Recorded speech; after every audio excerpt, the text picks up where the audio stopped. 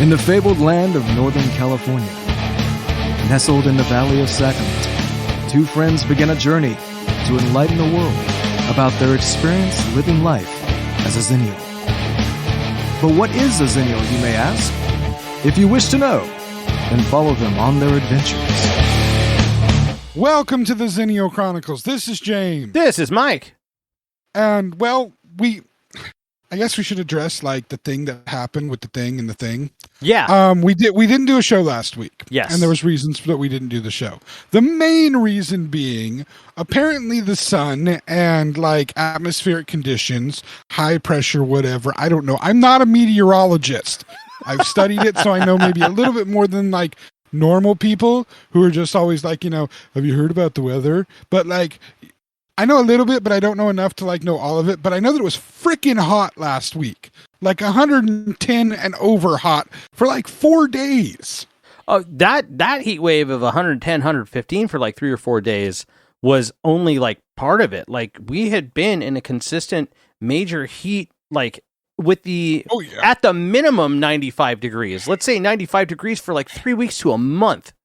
Yeah, with the occasional pops over 100 of like, are you baking enough yet? Yeah, We're exactly. Bake you some more. We're like, all right, we got 3 or 4 days, 100, 203, and we're like, okay, hunker down, try to figure it out. And then we're like, wait, and it's like, oh, it's 95, 96. We can open the windows up again at night. And then then it hits like 110, 112, 115 for like 3 or 4 days, and we're like, fuck. Like, we had a whole energy crisis over here at the house. Over here where I'm at. Like, it was. Did you get hit with the rolling blackouts? No. Okay. We actually got super lucky. We did not.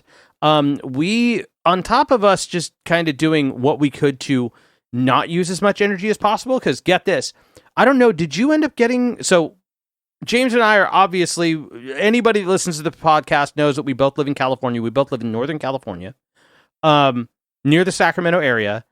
But there were, so my wife and I ended up getting the text alert. I got the text alerts. You got the text alerts? It's funny because you said you didn't get the text alerts. I had gotten the text alerts like 2 minutes before I had sent them, while we were talking. I got them, and then I asked you, did you get them? And you said no. I was like, he's probably going to get them later. And I just like I didn't say anything about it, but I was like, he's probably going to get them. And then I got them on the other days too. Wow. I just hadn't got them on that one day, but yeah, I had got the alerts of like, use less power. I even got the emails because my email's set up with the power company. I don't know if you go with the P one or the S one that are the local ones. I don't know which one. Are you P or S? P. You're P. Okay, yeah. So I'm P as well. Yeah, we're stuck we don't live in the area for S. You live in the S area, but you have P? Huh? You live in the S area? No. I live in the P area. I'm saying we don't live in the area. We don't. No. Yeah, we don't live in the area for S. This is so weird. I feel like we're talking in code, but we're really not. Like, most people would be able to determine what we're talking about here. I can actually just. I mean, we can tell them. I don't care. Since you don't live in the S, I can explain it. The S would be referring to SMUD, which is a Sacramento Central based power company, and the rest of California, basically, or at least Northern California, basically deals with PG&E, who everybody knows PG&E. Right. Okay. So when it comes down to that, just to let you know, SMUD is Sacramento Municipal Utility District. It's actually not a company, quote unquote, as much as it's actually owned by the state. So it's state-run power regulation. So that's what that is. PG&E is Pacific Gas and Electric. It is a private company. Oh, I know that. And so I tried to get a job with them years ago. To anybody that's like not out where we live, the big difference between the two is humongous. Not to like shit talk anybody, but they're a power company. It's not like we have any. It's not like we have any sway, and we don't get to choose who we have for providing our power. You live in an area and that power company owns the grid, so therefore you must get power from them, which I personally think is bullshit. But as far as that's concerned, so PG&E has it, but like I said, PG&E are the guys that keep getting blamed for fucking fires out in Northern California.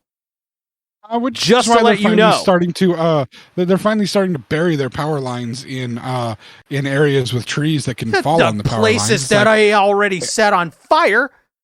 Yeah, it's like, well, since it's cleared, I guess we have the room now to be able to very easily lay these power lines. Let's just go ahead and do this shit. Here's a shitty one, and I'm not trying to be too uber speculative or anything like that, but I did hear that there were reports of a blown, some type of blown transformer that was somewhere near the area of the start of the mosquito fire, the one that has threatened both mine and your living spaces at this point. No. Mosquito fire is not anywhere close to me. Well, it's not anywhere close to me, but it is very close to the town that's like about 20 minutes away from here.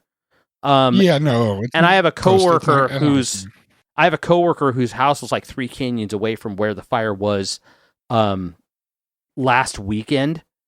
And fire and canyons fire goes up and canyons are deep. Bro. So they spread fast. Bro. Yes. Back in 97, I had a forest fire come into my yard.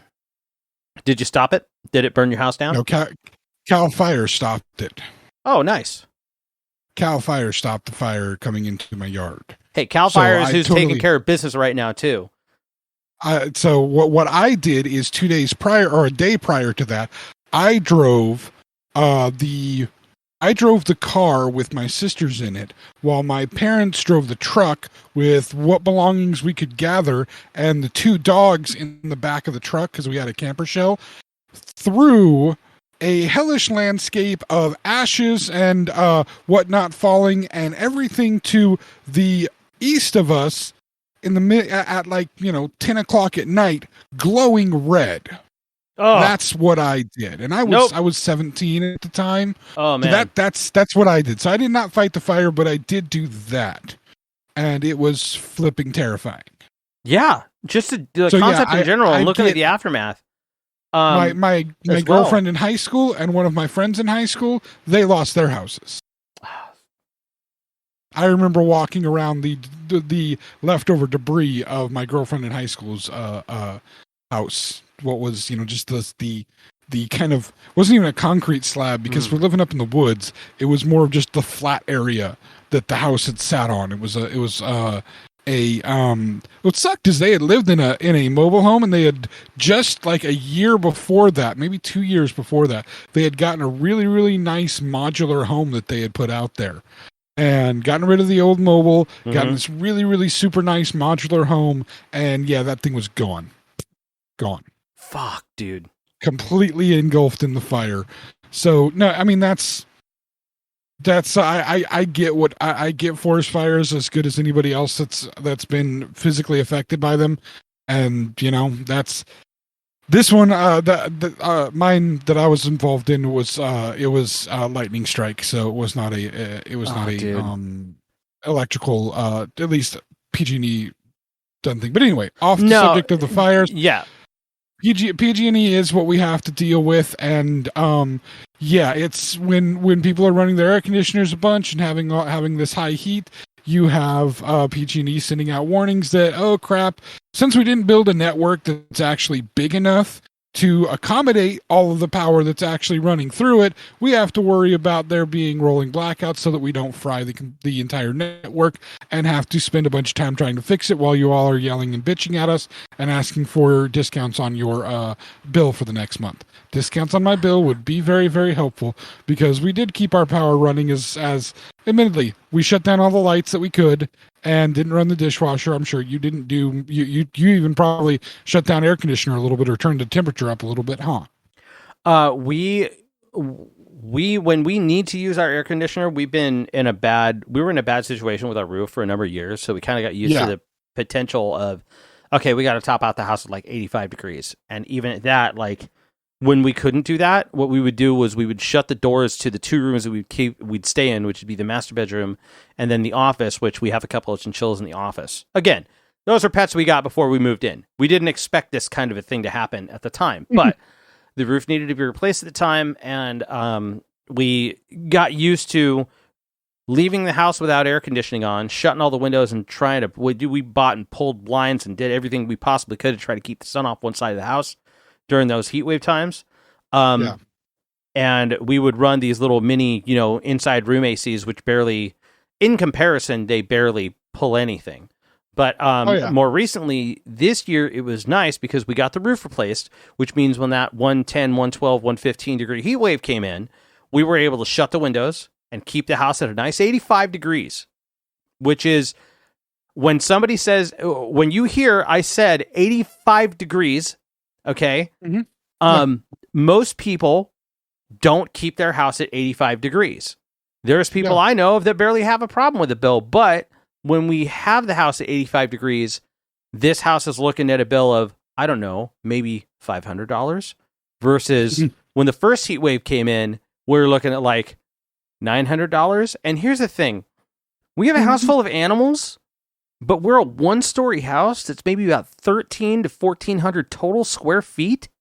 Yeah. Total square feet of 1,400. Okay. That's not a lot. $900 for an electric bill is a little high. No, even with animals in the house. So we're like, okay, and we're on a limited type of income.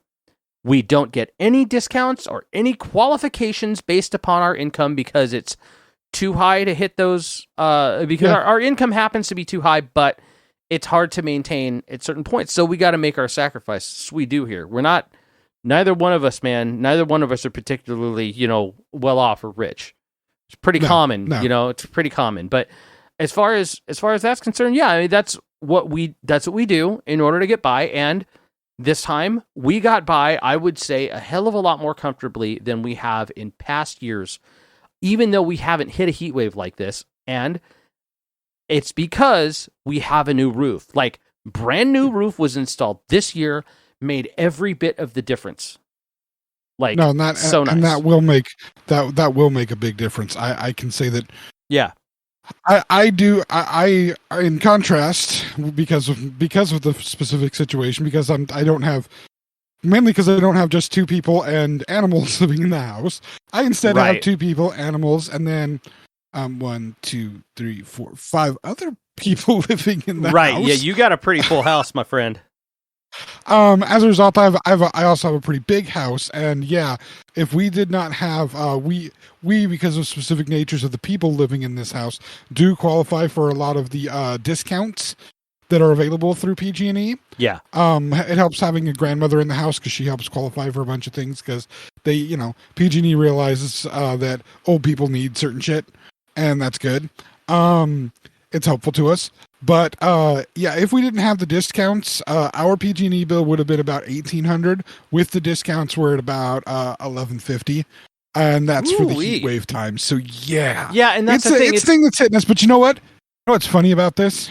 I want to comment on this real quick.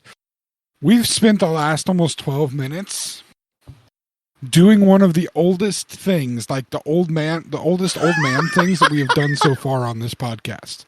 We are sitting around bitching about our power bill.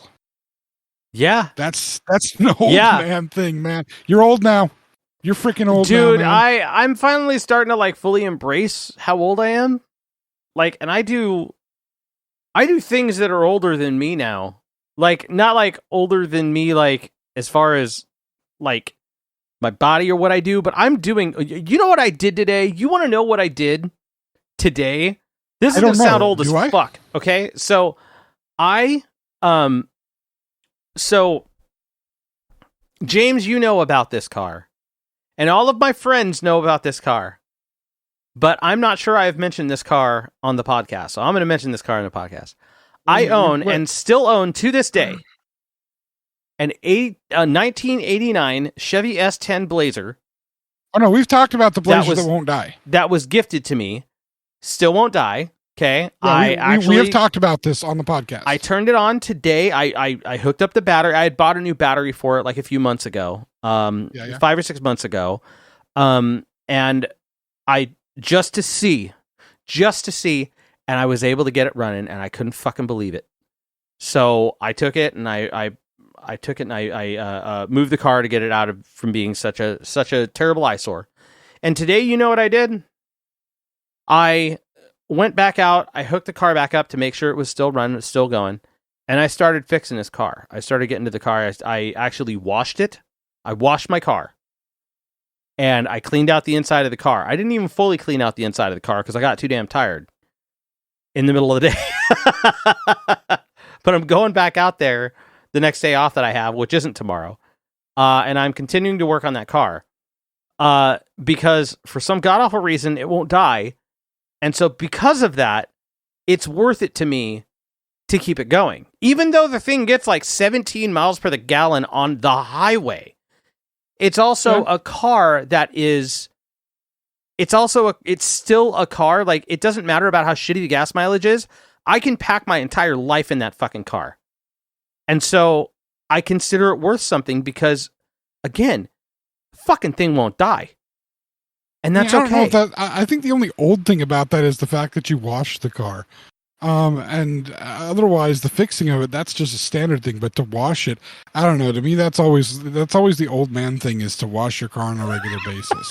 Which, well, it's not a regular basis. It's the first time in literal actual, like, I swear to God, I don't think I've ever washed that car in the time since I started dating my wife, which is over 10 years ago. Oh, I never wash cars. But I'm dealing with that issue with my car. My car's looking like super dusty, my Mini. And I'm like, I want to wash it, but I don't wash cars. James, you, on principle, you don't wash cars. You let Mother Nature wash them for you, because Mother Nature will wash them at least once a year. You let Mother Nature do it for you. But like, I'm looking at him going, it looks so pretty if it was washed. Stop it. You're getting old. No, dude, I've been doing this? So I've had that urge for like years and years and years. Like, I've always wanted to be like, you know what, man, I would just like to wash the car. It looks like ass. Like, but at the same time, I always convinced myself, no, I don't got the money. I can't run it through a drive-through, and I live in an apartment, so it's not like I could wash the car. Like, I spent so much of my life not living in a place where I could just wash the damn car on the driveway or something, that it just kind of slowly moved its way out of my head. And now, because I know I've got the opportunity, I want to wash my car. I can say this: the interior of my car, fucking spotless. Like, really? I don't leave bottles in there. I don't leave trash in there. Nothing is left in there that doesn't belong in the car. It's completely spotless on the inside of my car. My wife's car. My wife's car. She came in today from her car with one of our grocery bags, our canvas grocery bags. Yeah. Well, not canvas, but made grocery bags, or cloth grocery bags, whatever. Right. Full of bottles. that she has, so stuff that she has drank, and she just kind of, were rattling around too much on the floor of the back of the van. And she got tired of hearing that. Sir, I have to tell you, know this about me, and I'm going to make sure that other people know this about me too. Have you seen the inside of the cars that I drive? Oh God, I mean, you're one of those people that you tell somebody, hey, I'll give you a ride in my car. Hold on a minute. Like 20 minutes later, you finally give I finally cleared enough. I've thrown all the bottles that were in the front. Yeah, I've thrown all the bottles that were on the front seat, and like all the fast food bags that were in the floorboard of the front seat, and literally thrown them into the back seat or wherever is behind the seat of the car so that somebody could fit in. Enough room. Just enough. Yeah, just enough. I am one of those terrible car slobs. I will confess to it now.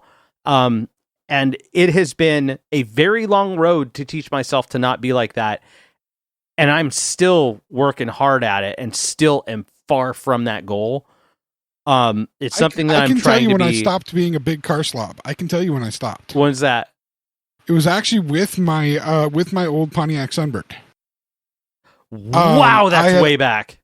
Yeah, I had actually left a half-eaten bit of hamburger in a, I think it was Jack in the Box specifically, because I think I remember when I dug the bag out, it was wrapped back in the wrapper and then put in the bag, and then it stayed in the back seat, and the smell started. So what it ended up happening though was I hadn't wrapped it well enough, and it was sitting right in the corner of the bag, right up against the carpet, and it had half fused the carpet, and I was able to pull it out, but I could never fully get rid of that smell again. Oh my God. And it almost made me not want to have hamburgers. Whoa. Because of how bad the smell was. I will hands down tell you that I have never, well, first off, I've never run into that problem because I've never run into a burger that I can't finish. So No, when I get have you. a burger, get I you. order a burger. It's gone. I eat the whole fucking thing. I don't care how big it is. Think it'd be a triple decker. I don't care. This was during my transition period where I was first learning how to eat burgers with vegetables on them, with stuff on them. Understood. And so what was really left was more bun and like lettuce and tomato and onion bits that I just couldn't get eaten. So you got the meat part and you got left. most of the bread part. It's just those extra fixings. You're just like, I never have these on a burger. You know what? I don't really like them anyway. Well, no, at that point in time, I was trying to get myself to eat them because I liked the flavors and sometimes I liked the textures, but sometimes I was like, nope, it's too much. I get it. And so you were training yourself. I'd get about halfway through the burger, and there would be a bite halfway through the burger where it was like, no, you don't like the textures now. The textures are not good, and I would have to kind of eat around the stuff and start removing stuff and whatnot. And that was basically, it was just kind of the leftovers from that. I got to a point where even nowadays there was, I had Wendy's had just brought back just this last week. They brought back their pretzel pub burger. Oh shit! Now, really? It's not like a limited. Is it already gone? Oh no, it's limited. It's not already gone, but it is limited. Oh, okay. So you want to get in and get it. Yep. But you put a burger on a pretzel bun, I'm already happy. You put a beer cheese sauce on it, I'm even more happy. Oh hell yeah! Add to that the deep fried onion things. Give me that. Those little onion things are what are those? Onion slivers or whatever they are? Yeah, the like French's deep fried onions. Those things are amazing. I'll just eat them out of the package. But then you add Munster cheese on the thing, and I'm like, why did you make this burger for me? And you're like, real cheese? What the fuck?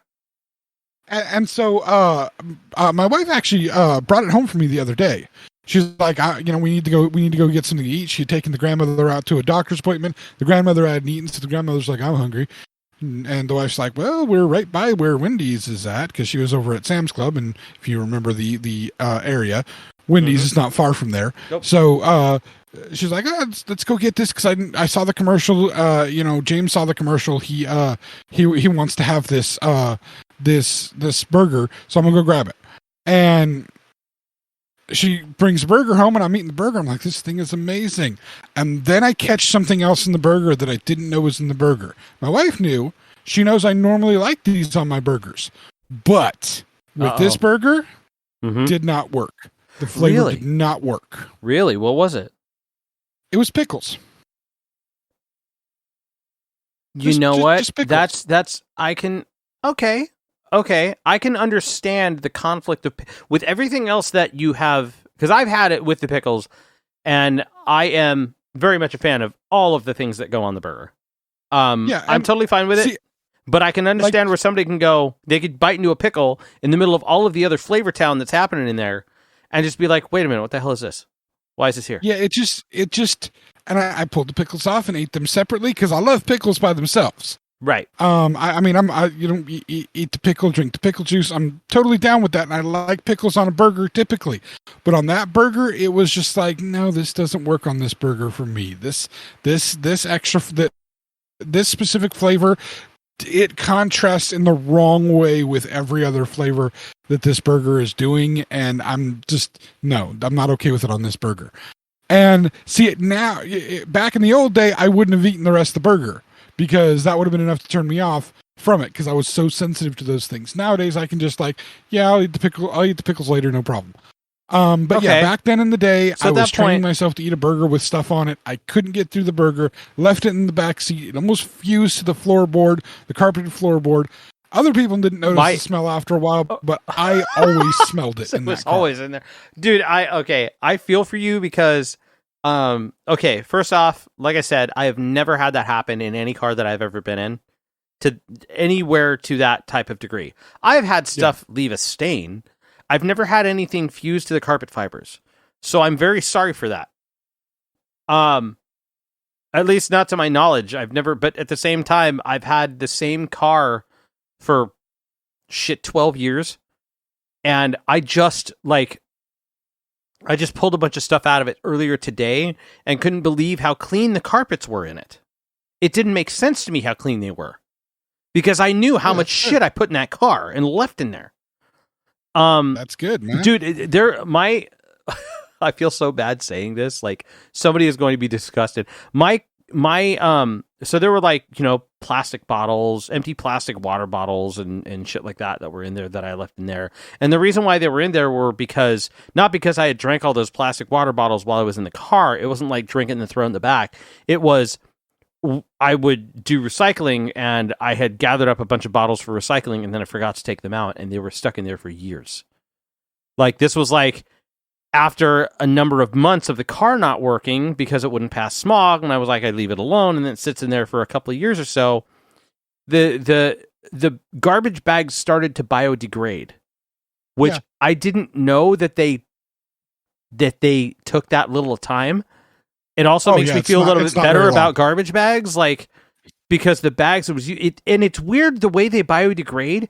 They don't like melt; they flake. So now I've got garbage bag turn into like paper. Yeah, they turn into like it's confetti. I've got garbage bag confetti all over my car, and now I don't even own a dustbuster. Now I have incentive to buy a dustbuster. Listen to how old I am. I'm incentivizing a dustbuster.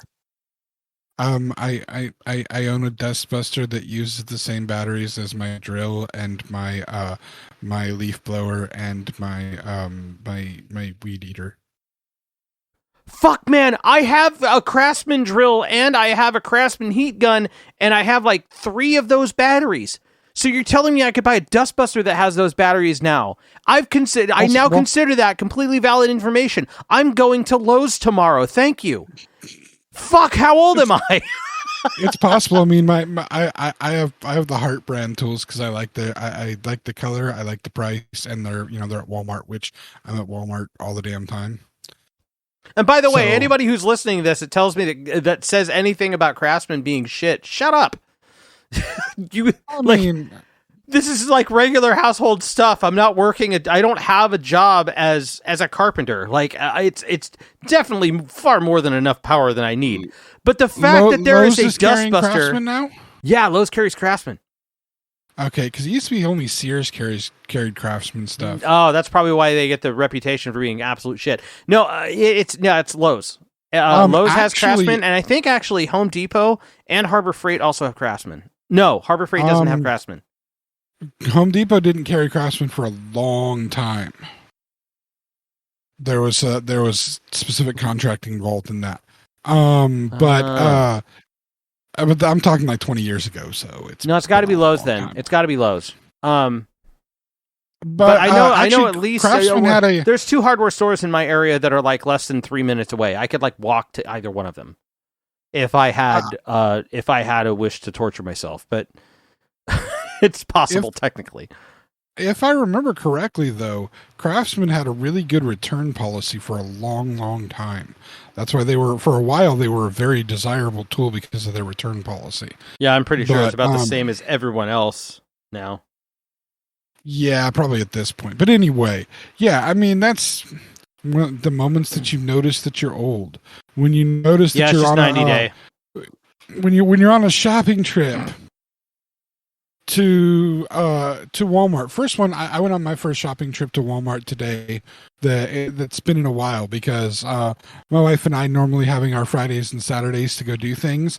We've had to cancel a lot recently. We've had people with COVID. We've had super high temperatures.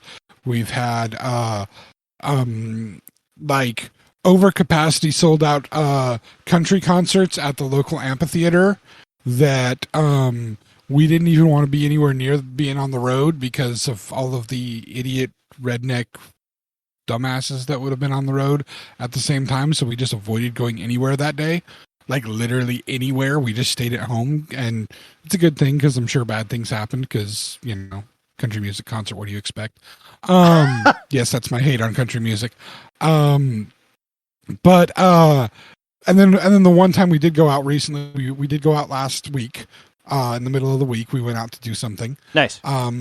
We went out to torture ourselves. I had talked with you actually about possibly you going to this event with us. But due to some financial issues and due to the extreme heat, we decided not to have you come with us, not to invite anybody, but just the two of us. Oh. And it's a good thing because it ended up making both of us have to take 3 days to recover from it. Holy crap. There was a concert last week out at the amphitheater. Oh. It was the headlining band was the current iteration of Alice in Chains.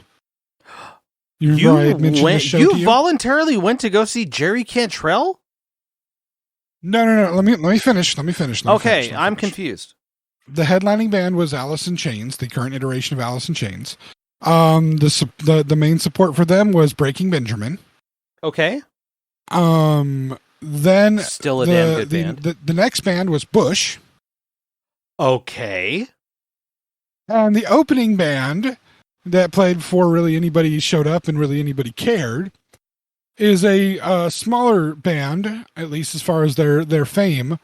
But I would go and see this band live again, not because I necessarily really enjoyed their music. The singer's a little bit interesting vocal style, and the music is kind of not necessarily overly sophisticated, a little pedantic. But okay, this is a band that knows exactly what they're trying to do with their band, knows exactly what they're trying to sell, and is hilarious to watch. The singer is super animated, moving around.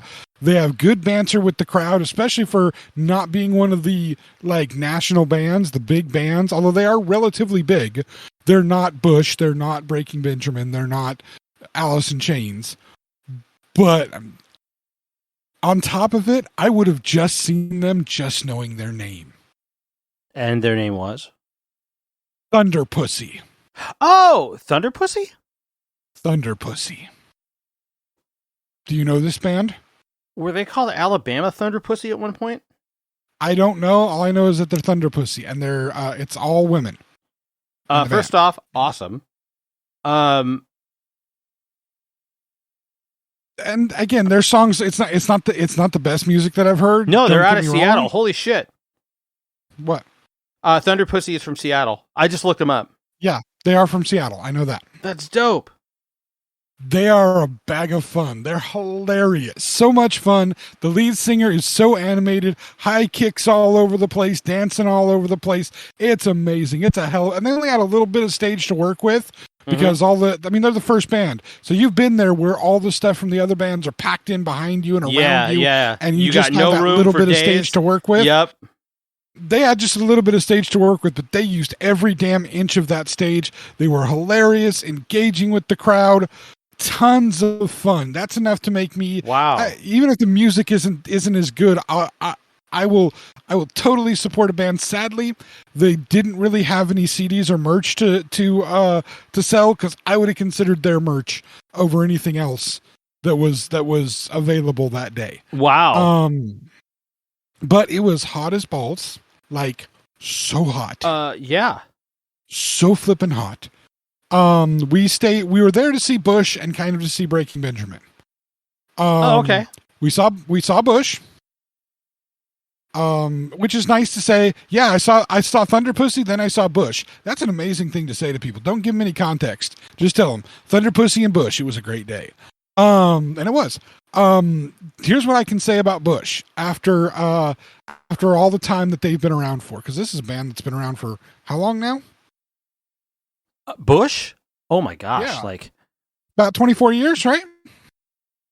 Longer? Longer. 26? Bush broke when we were Bush. I think Bush broke when I was in like middle school. So it must have been like 94 is when they broke. See here. I think Glycerine was a hit in 94. I've actually seen Bush live. Some of my favorite. Okay, so I say this. I don't say this like as a tongue in cheek thing, but I saw Bush live on accident. Nice. That's the best way to see Bush on accident.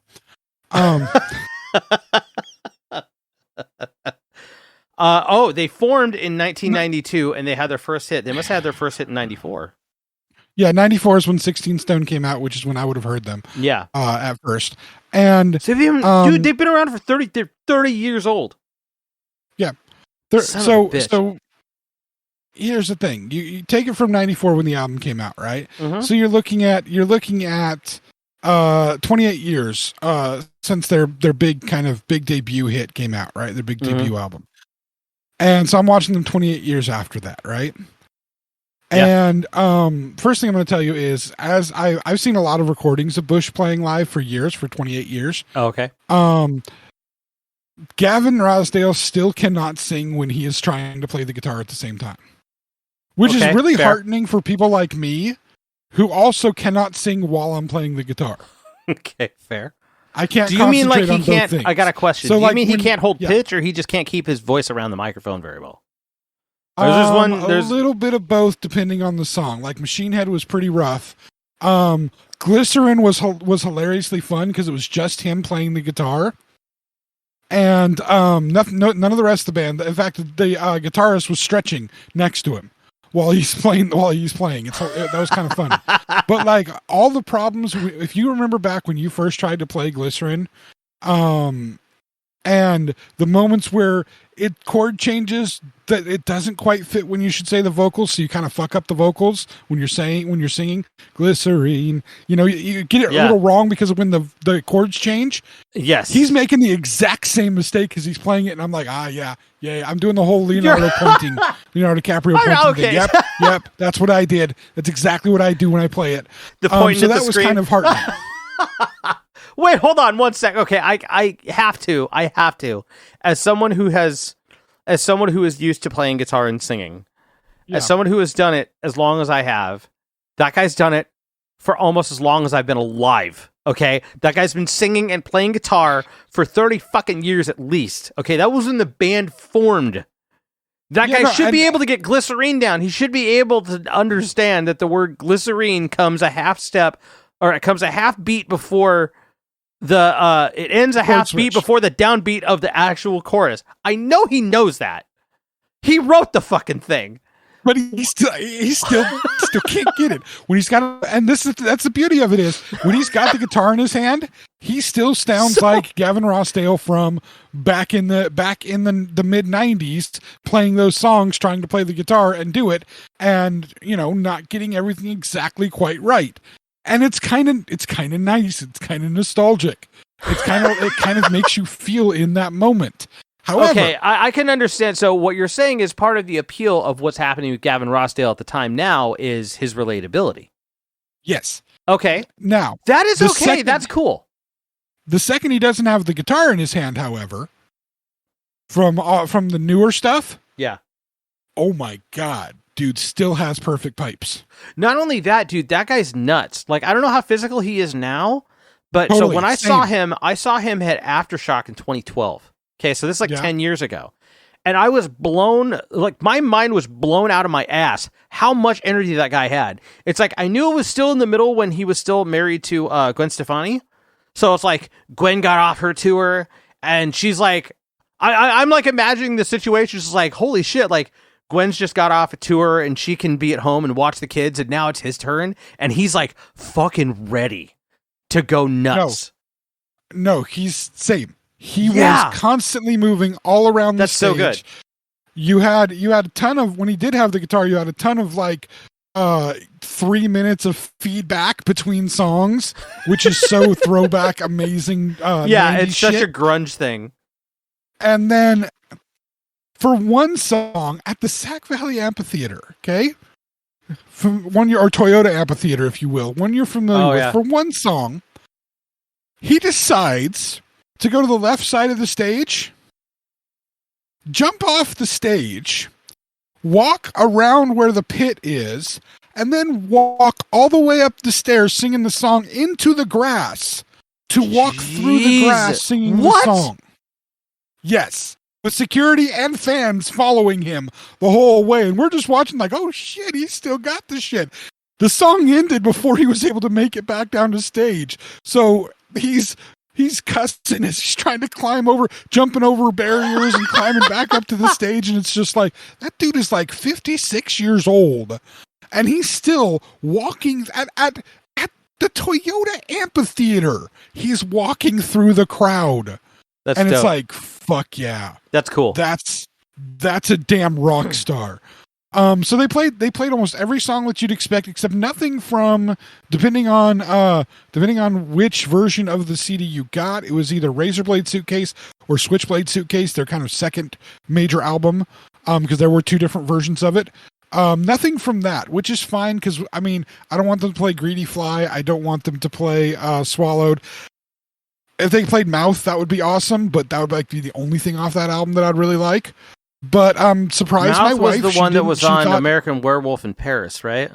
The version on American Werewolf in Paris is actually a remix version of this song. Mm-hmm. But yes, it is Mouth. I prefer the remix version because it's better, but even the original song is still a badass song. I was able to surprise my wife knowing more. She knows more of one of their most recent albums that came out, The Kingdom, which it's, by the way, been out for about 2 years. The first video that they released off of that it's shot in a way to make it look like it's a single take. And he's like 54 years old when this video is released. So high energy. I can't think of the name of the song right now, but it might be The Kingdom, but I don't think that's it. But amazing video. If you haven't seen it, it's definitely a video worth watching because it shows he still has that energy and that drive. Cool. But fantastic. Bush, fantastic hit. Every song that you expected, all the old songs from 16 Stone that you would want to hear, all the new songs. Their most recent song from an album that hasn't been released yet is actually kind of a women's rights song, if you will. Okay. Specifically dealing with the movement to make abortion illegal and control women's reproductive rights as a result. That is kind of the impetus behind the song, because Gavin doesn't like that. Women should have choice of their own bodies, which he said basically at the concert. And good. I mean, if that's what the song's about, that's the statement you're trying to make. Like, do it. Yes. You know, absolutely. If you want to put it on, and to be like completely fair, like that's like some. If you're that type of person, if that is what your deal is, like, do it on its face. You're reminding me a lot of actually some of the shit that Rod Serling used to do. Most of the stuff that actually is from. Not a lot of people understand this. This is something that I was. I actually saw an interview with Rod Serling. I know I feel like I'm railroading the conversation, but this is like a quick thing, and then moving on, because I love hearing this. And there's a music thing too, but that I want to share with you that I thought was fun. But Rod Serling, the guy who created the Twilight Zone, that's who he's known for. As a matter of fact, there was a huge amount of. There was a resurgence, I believe, of the Twilight Zone that came out more recently, which I've seen a couple of episodes. By the way, narrated and basically spearheaded by Jordan Peele. Yes. Which I didn't realize the real tie-in with Jordan Peele and Rod Serling until, and I still haven't seen Nope, and I haven't seen, what is it? This Is Us is another one. The Jordan Peele movies that are really like turning things on their head. They're very like This Is Us, I believe, is a TV show. I'm sorry. What? It's just called Us. I think it's just called Us. Not This Is Us. And then Get Out. Us and Get Out and Nope. Yeah, those are Jordan Peele's films. If you take a look at those, you really take a close look. They are so like first they think that it's like Hitchcock inspired, which to a degree it is, but it is way more Serling inspired than you would believe. And the reason why it's the case is because it turns out that, or one of the reasons why it's the case is it turns out that Rod Serling, like one of his major concerns was that he was really big into social commentary and social justice and used like legitimate physical metaphors and social metaphors of all of these extreme things, like the way that things are turned on their head. Every one of those Twilight Zone stories, especially that he was part of, writing especially, were specifically meant to talk about a certain level or a certain sect of society in the way that it operated. That was the point. Actually, that's actually a fairly common trope in comic books and in a lot of sci-fi stuff. A lot of the sci-fi stuff is dealing with when you look deeper and you look at the subtext of what's coming out of them. You can even go into horror. Horror is another genre where the things that you see in there are stand-ins for social situations. There is social commentary involved in that. Sometimes the social commentary is trying to say, look at this thing that's bad, and then at the other time, and you can even lump fantasy into this. At the other time, the social commentary is also exposing the creator's possible bias. I mean, you look into as much as I love the Ender's Game series, when you read deep enough into them, you can find the bias that exists based on Orson Scott Card's Mormonism. Or you can let's take the greatest fantasy property of all time, J.R.R. Tolkien's Lord of the Rings situation, and basically the dwarves who are ugly, short, miserly, greedy, for the most part uncaring, with the exceptional, the few exceptional ones, uncaring about any other race, hoarding money, and even describes the women as being basically ugly and covered in beards, and their language is based off of Hebrew because they were basically a Jewish analogy, because Tolkien was a big fat racist. Oh, okay. Tolkien was a massive freaking racist. Is this why gatekeepers right now are pissed off to see like black elves in the prequel series? Is this why they're mad? We can go to that. We can go to that after the break. But is there a break? There will be a break. Keep going, man. Okay. We're gonna put a pin right for a second here, okay? Okay. Anyway, I'm gonna finish the concert talk. We're gonna come back to this. Okay. Bush was fantastic. Yeah. And what I've seen of them is stellar, absolutely stellar. They actually I became a fan of. I didn't like Bush very much. God damn it! I wasn't very much a fan of Bush when I first heard of them, and sorry, I can't keep my mind straight. Fuck. I was not. Keep your mind straight. I can't. More Bush. more Bush will help you keep your mind straight, buddy. You just, this is. I'm walking right into it, and I know, and I can't help it. But so I wasn't very much a fan of them, like when I first heard of them, when I was in middle school and shit. But when I saw that band live at the Aftershock Festival, it was so good. Like they did, and so did Deftones. And also, it made me really, at that time, and sucks that he's gone, but he was not in control. Scott Weiland, it made me very much not a fan of Scott Weiland that day. He was not okay. Scott Weiland is a great singer, but a pretty much a douchebag of a human being, and I think he had gone way out of control, and it sucked. I think he did a show. Actually, he did a show at the Boardwalk in Sacramento, and then the next venue or two venues after that, he died 2 days later. Mm. And I personally know the guy that mixed sound for that show, and he hated him that night. Yeah, that happens. Anyway, so we weird dark note to end on. Just saying, Bush is fucking a fantastic band. Very much so. And yes, we enjoyed seeing incredible live band. So we were intending to be able to see at least some, if not all, of Breaking Benjamin, but we also intended to leave because I'm not watching Alice in Chains without Lane Staley. Admittedly, I'm well beyond the capability of doing that, but it's no point. I've seen Jerry Cantrell live. I've seen him live, and I saw him back when he was still worth seeing live. Back when he put out his first personal album. And he was an opening band for Metallica the first time I saw Metallica. Well, that was a bad time for him at the time too. I think he was going through a lot of shit. Yeah, and there was weird opening bands. Days of the New and Jerry Cantrell were the opening bands from Metallica. Dude, needless to say, dude, both oh my of them God, I gotta tell like you. hell. As you mentioned, I'm sorry. I feel like I'm sorry I'm interrupting you, but I have to tell you, I saw a bill for Days of the New at On the Y. Nice. That'd be a good venue to see him. It's a house. It's just a house.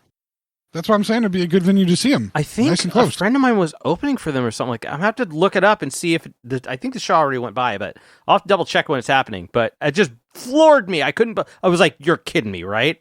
And I looked it up and it was legit Days of the New at the tiniest little venue that we have out here. It was insane. I mean, but it's not so much insane when you consider that you've been on the same stage on the same night, albeit for only like one song, with Saliva and Filter. This is fair. So, I mean, these things happen. They do. I was shocked to see. So for those that obviously, and most of the you that are listening probably don't know this, but so On the Y is literally it is a house that was converted into a bar, like a house that sits on where a road splits into a Y. There is a house on this like corner on a little tiny hill. And I'm talking like it had a backyard and everything. They like opened it up and put in public bathrooms, and like what was the living room area turned into the stage area, and what was probably the kitchen they turned into the bar. Like it is just a house that's maybe, let's say, maybe 1,000 square feet. It's so small, but they turned into a live venue, and it's been a live venue for as long as like 20 years at least, if not longer. I think I saw you perform there one time. I think my old band performed there at least 3 or 4 times. With the bald guy's old band, when he was the singer for the old band. Oh, is that when you went? Yes, when it was the ones that drop from a height and then come up again. That you bad. And your weird ass code. I know. But the only thing I remember from that venue is getting a half pitcher of beer that I just drank out of. But anyway. Oh, those were fun, weren't they? Yeah. Those are cool. That's like part of the coziness of the venue. Yeah, the culture of it. Yeah. But so we were going to stay for Breaking Benjamin, but Breaking Benjamin started and they were awful. Absolutely awful. But apparently we found out later that the lead singer had suffered some vocal cord trauma, and as a result, he has trouble singing live now. So we didn't know that beforehand. We just knew that they sounded absolutely awful. And the wife wasn't feeling good. She was really disappointed because this is like the third time that she's gone to see a band and was gone to see a band live because she loved the band so much. And then once seeing them live, she was like, oh, no, what the hell happened? How could I love this band? The first time was actually when we went to see Metallica in San Francisco. It was the first Summer Sanitarium show. She didn't care about seeing Metallica.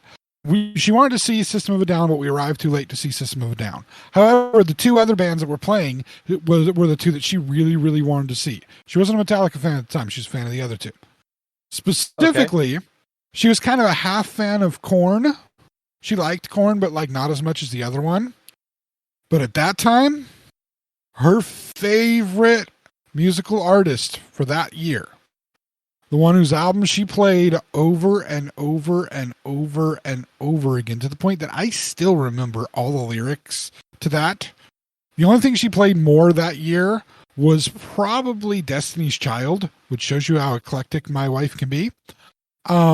She stopped playing that because there's a song that Destiny's Child does where they're like, say my name. The one called Say My Name? I would literally start yelling at the radio, tell me your name. This is before anybody knew who Beyonce really was. Right. I'd be like, I will say your name if you tell me your name, bitch. What's your name, bitch? Over and over, she'd get mad and turn it off. That was my way of getting out of listening to Destiny's Child. Even to this day, it'll come on and I'll just kind of eyeball her like, what's your name, bitch? She's like, stop. I don't want to hear it.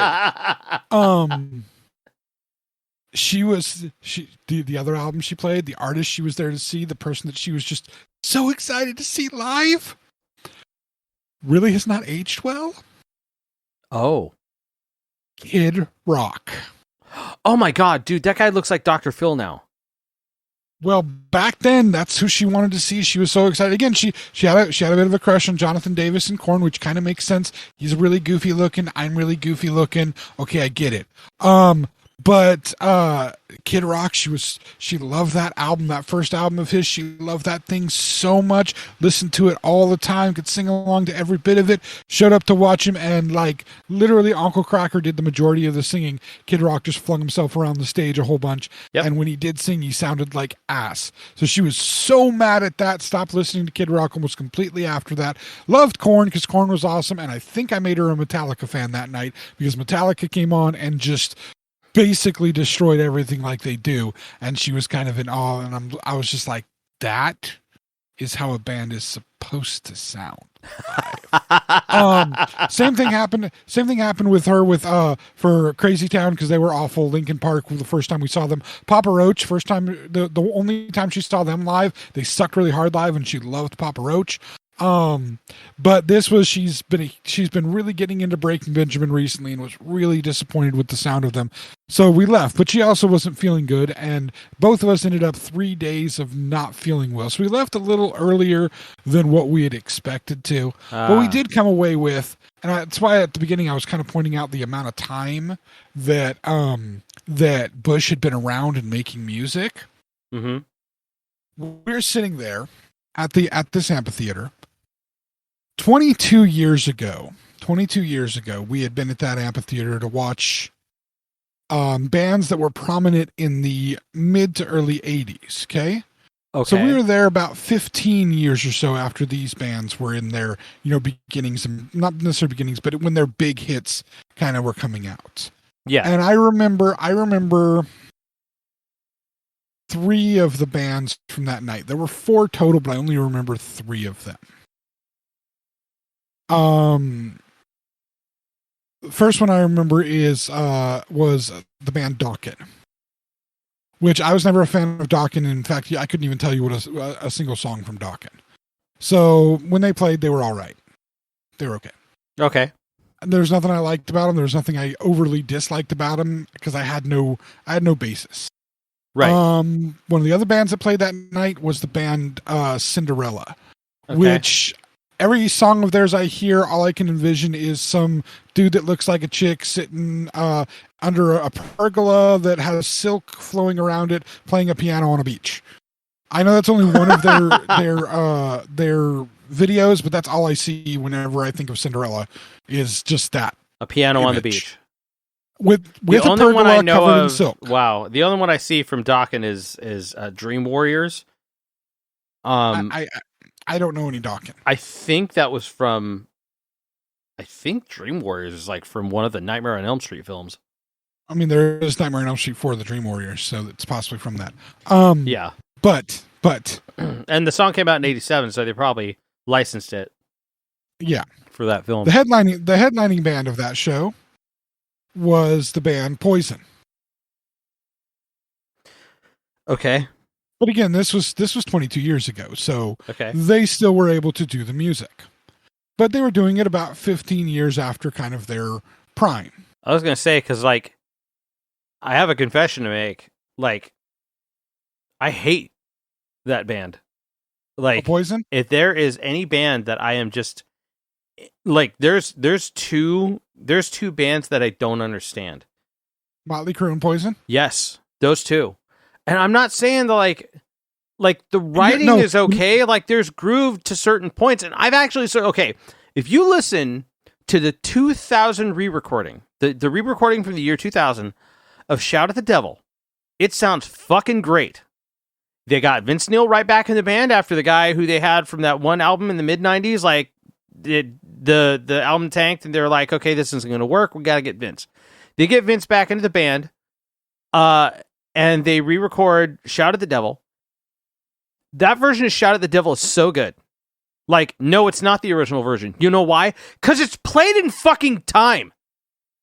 It actually has meter. Well, that's why. I can tell you right now. First of all, I have to have my wife, who's a big fan of both of those bands, who's a big just 80s hair metal fan, period. Mm-hmm. She has to tell me who the lead singer is for each band because I get the two confused. Oh, okay. I seriously I can remember who the understand lead that. singer is. I can remember some of the other instrumentalists. Like I know Poison the guitarist is somebody with a chick's name, CC Cadillac or something like that. DeVille, CC DeVille. Close though. I know Close. it's CC DeVille. I was making a joke. Okay. I know I do know all of Motley Crue. There's Hey Look at My Penis, the drummer. There's I did a much better band when I actually got a producer to sing for me instead of this weird chick looking white dude blonde haired dude, and I got a better guitarist that wasn't a mummy, and then there's the mummy guitarist. Oh my God. Who's from outer space. Well, first off, that is a hell of a marketing ploy. You look at Mick Mars, mummy guitarist from outer space, and you don't think that motherfucker belongs in fucking Alice Cooper or Motorhead. That guy would dip right into those bands and be right at home. Absolutely. And admittedly, that is what Lemmy himself said. Lemmy himself said they don't want to see a regular guy that just got off the street. They want to see a rock star from fucking outer space. So what was Filthy Animal? Because he wasn't from outer space. He was the grunt, bro. He was the gutter guy. Space. Yeah. But not outer space. That's for sure. No, dude, he's the engineer of the fucking spaceship, man. Okay. Yeah, he's the guy who's the maintenance levels. Guy in the back. Yeah. But no.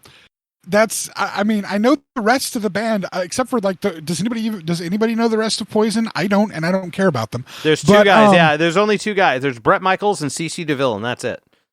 And so, and the only reason why I know Bret Michaels is because he did a dating show on VH1, and he tried to have a country career, and like that's it.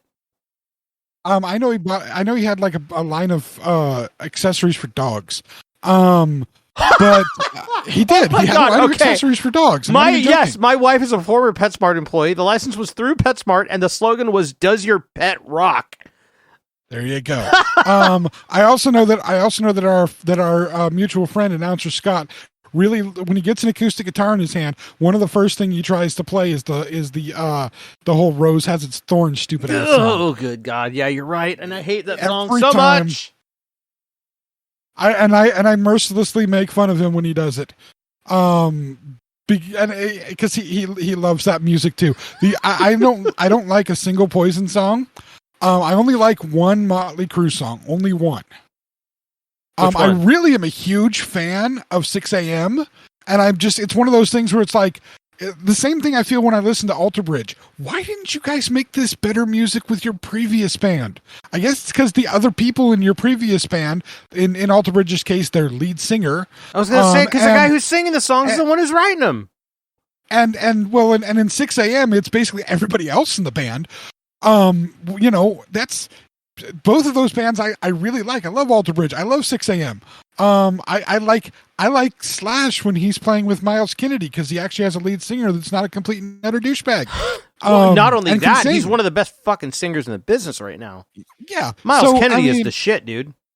But all of this being said, 22 years ago when I was there at that concert, making my wife happy because she had gone to see Metallica. She had seen 9 Inch Nails with a Perfect Circle opening. By the way, at the time I saw a Perfect Circle opening, I didn't even know who a Perfect Circle was. I was listening to it and I'm like, that vocal sounds awfully familiar.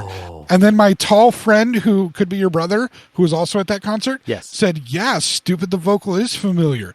It's freaking Maynard. I'm like, oh, fuck snap, I need to find out about this band. And I had not heard anything from them at the time. So then you went and found out it was Maynard, like, at the show? Or just before? I found out while no, he knew.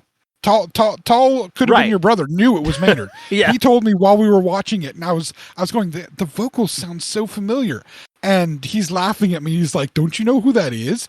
That's Maynard. I'm like, oh shit, because I was a Tool fan at that point already. So I had no idea that it was Maynard. So I was like, I must find this. And I did. And Murder Noms is still one of my favorite albums of all time. That's great. It's an amazing album beginning to end. And I love a Perfect Circle, but I didn't know who they were. And then I got to see Nine Inch Nails, which was awesome. Again, not something my wife was a fan of, but she went with me. So I went with her to see This Poison and Dokken and Cinderella. And I will say this, man. I will say this. Poison put on a hell of a show. I'm not a fan of their music, but the show they put on, I was clapping at the end. I was saying, hey, I don't like your music, but you put on a show. You worked okay, that's fair. You worked your ass off for the show. You deserve my applause because you did fantastic. Okay, if there is a band, like I can not like a band's music, but if they are good at a show, I'm right there with you. Like I'll be there right there enjoying the whole deal. It depends on the attitude they bring with them and like the environment. Like that's a big deal. And they had crowd involvement. They were doing great. But as we're watching Bush, I'm looking over at my wife and I'm saying, I'm relating this to her. I said, we watched these bands 15 years roughly after they were in their prime. This is a band that's 20 some odd years, 28 years after they started and were kind of in their prime. Yep. And look at them in comparison. They're so much better than what Poison was. And she's like, yeah, I know they are. That's why I bought a bag of their merch because sadly the rest of the merch was complete and utter garbage. So disgusted with the merch. Last show I went to, Blue October, there was some really good merch. I ended up with a zip up hoodie and a baseball cap. Nice. I love me my baseball caps and I love me my hoodies. Yeah. Just so you know, all my favorite bands, I get the baseball cap and the hoodie if I have the capability to get it. Just remember that. Baseball cap and hoodie. All right. Like hanging on my bathroom door. Mm-hmm. I have my Metallica hockey jersey hoodie. Nice. And my Metallica hat. And my Blue October hat. And my Blue October hoodie. And there's one more hoodie and hat that I have on there. I'm sure you know which one it is. Those are all on that bathroom door. You're probably the only one that still has that hat. I don't know what happened to mine. I have it, and nobody gets it because it's my fucking hat. Oh, of course, as well it should be. Somebody tried to get it from me. Somebody tried to buy it off me last time you guys did a performance. Somebody tried to buy that hat off me. That wasn't me. I believe it was a relation of yours. What? Who? I'm not. It was one of your relations that got mad that I had the hat and was wanting the hat and was tempted to buy it off me. And I was like, no, it's my hat. Why didn't I get a hat? I'm related. I'm like, yeah, but I'm James. So what the fuck? I think I know who that is now. But anyway. God, you're like the only one who I swear to God has that hat. That's amazing. It's my hat.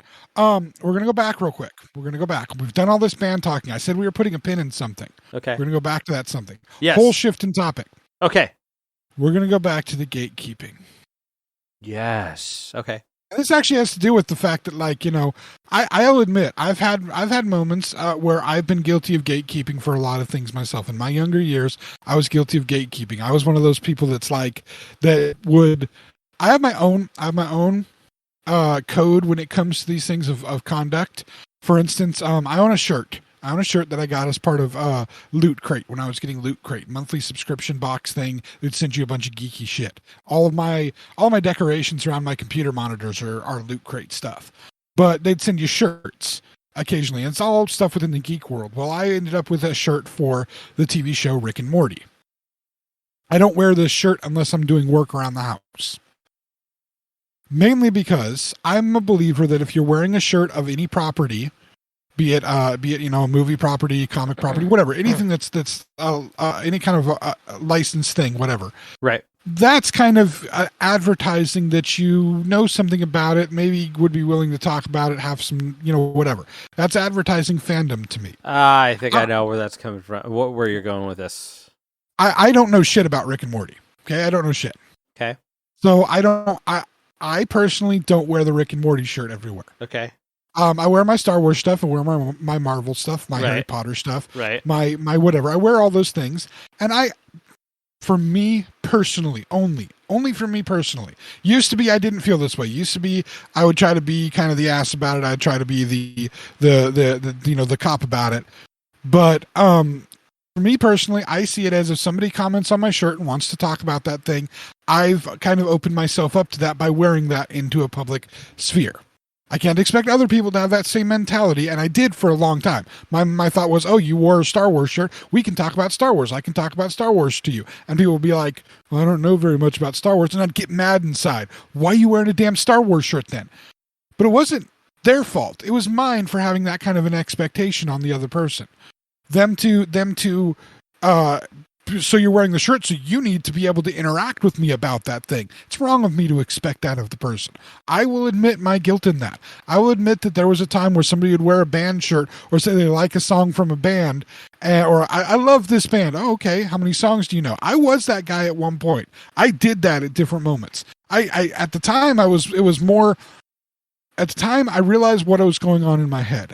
What was going on in my head is I felt that my experience of fandom of whatever thing it was something that I needed to protect in some way. I needed to protect it against other people. I needed to protect it against imposters and false people and people trying to take from it, as if their love of one song of a band that I liked took away from my love of the band. And the thing is, I couldn't get my head past that thought that they weren't doing it the way I did it, the way I wanted them to do it, the way I saw it. It's like, you're not being a fan of this the way you should be. You say you're a fan of it, but you're not being a fan the way that you should be. And I'll admit my guilt in this. It was. I was gonna say I'm keeping my mouth shut because I want to know where your ultimate goal is on this, because I could interject on multiple points and just I don't want to. No, and it's because there's a narrative happening with this. Yes, and there were various moments where a lot of these things broke down, but one of the biggest ones for me, I had stopped saying the things and kind of internalized all this stuff, which really isn't any better. It isn't any better than saying the things out loud, than asking people the questions out loud and berating people for, like, oh, you say you're a fan of them, but you know nothing about them. It's not better to just do it in your head. I mean, it's nicer to just do it in your head, but it's not you being a better person. It's just being nicer to other people, which doesn't necessarily mean you're being a better person. You're just not saying the rude things that are still going on in your head. And I can admit it was something that, for a lot of things, lasted up until about 3 years ago. A lot of it, and I'd keep it in my head, but I'd be like, somebody would say, oh yeah, I love this Star Wars thing. Oh, okay. And I just, you like that Star Wars thing? What do you like about it? Just trying to keep a conversation going. And they'd say something that was just, I could tell by what they said that they really didn't know anything about Star Wars except for this one little tiny thing. And I use Star Wars as the example because something came out that was a Star Wars property that started a huge Star Wars movement where, like so many different things, you have groups that have never ever been interested in these things before. And I watched as Star Wars had slowly built, as Marvel comics and their movies had slowly built, and they were grabbing different fans to like different portions of it, and just like having that seething, like, I've been here from the beginning. I've loved it from the beginning. What the hell? Mm-hmm. And there was one thing that came out, one specific property, because of the way that it hit certain people and the way that it brought in certain people. And it was the first time that Star Wars did a regular series, The Mandalorian. Right. It's kind of funny that you mentioned that one specifically. So back when I worked at Guitar Center, there was another gentleman who I worked with. I'm not sure if you ever met him, but he's a gentleman that he actually has a Mandalorian tattoo on his forearm, taking up the entire inside of his left forearm. Mm-hmm. It's huge. It's the full-size Mandalorian tattoo, all full black, extremely good ink done. Very clear, very dark, like really well done. Like time was spent on it. So whoever he went to took their time and had it done right. But you could tell it was old. You could tell it was real old. And so it wasn't a Mandalorian, it was a Boba Fett.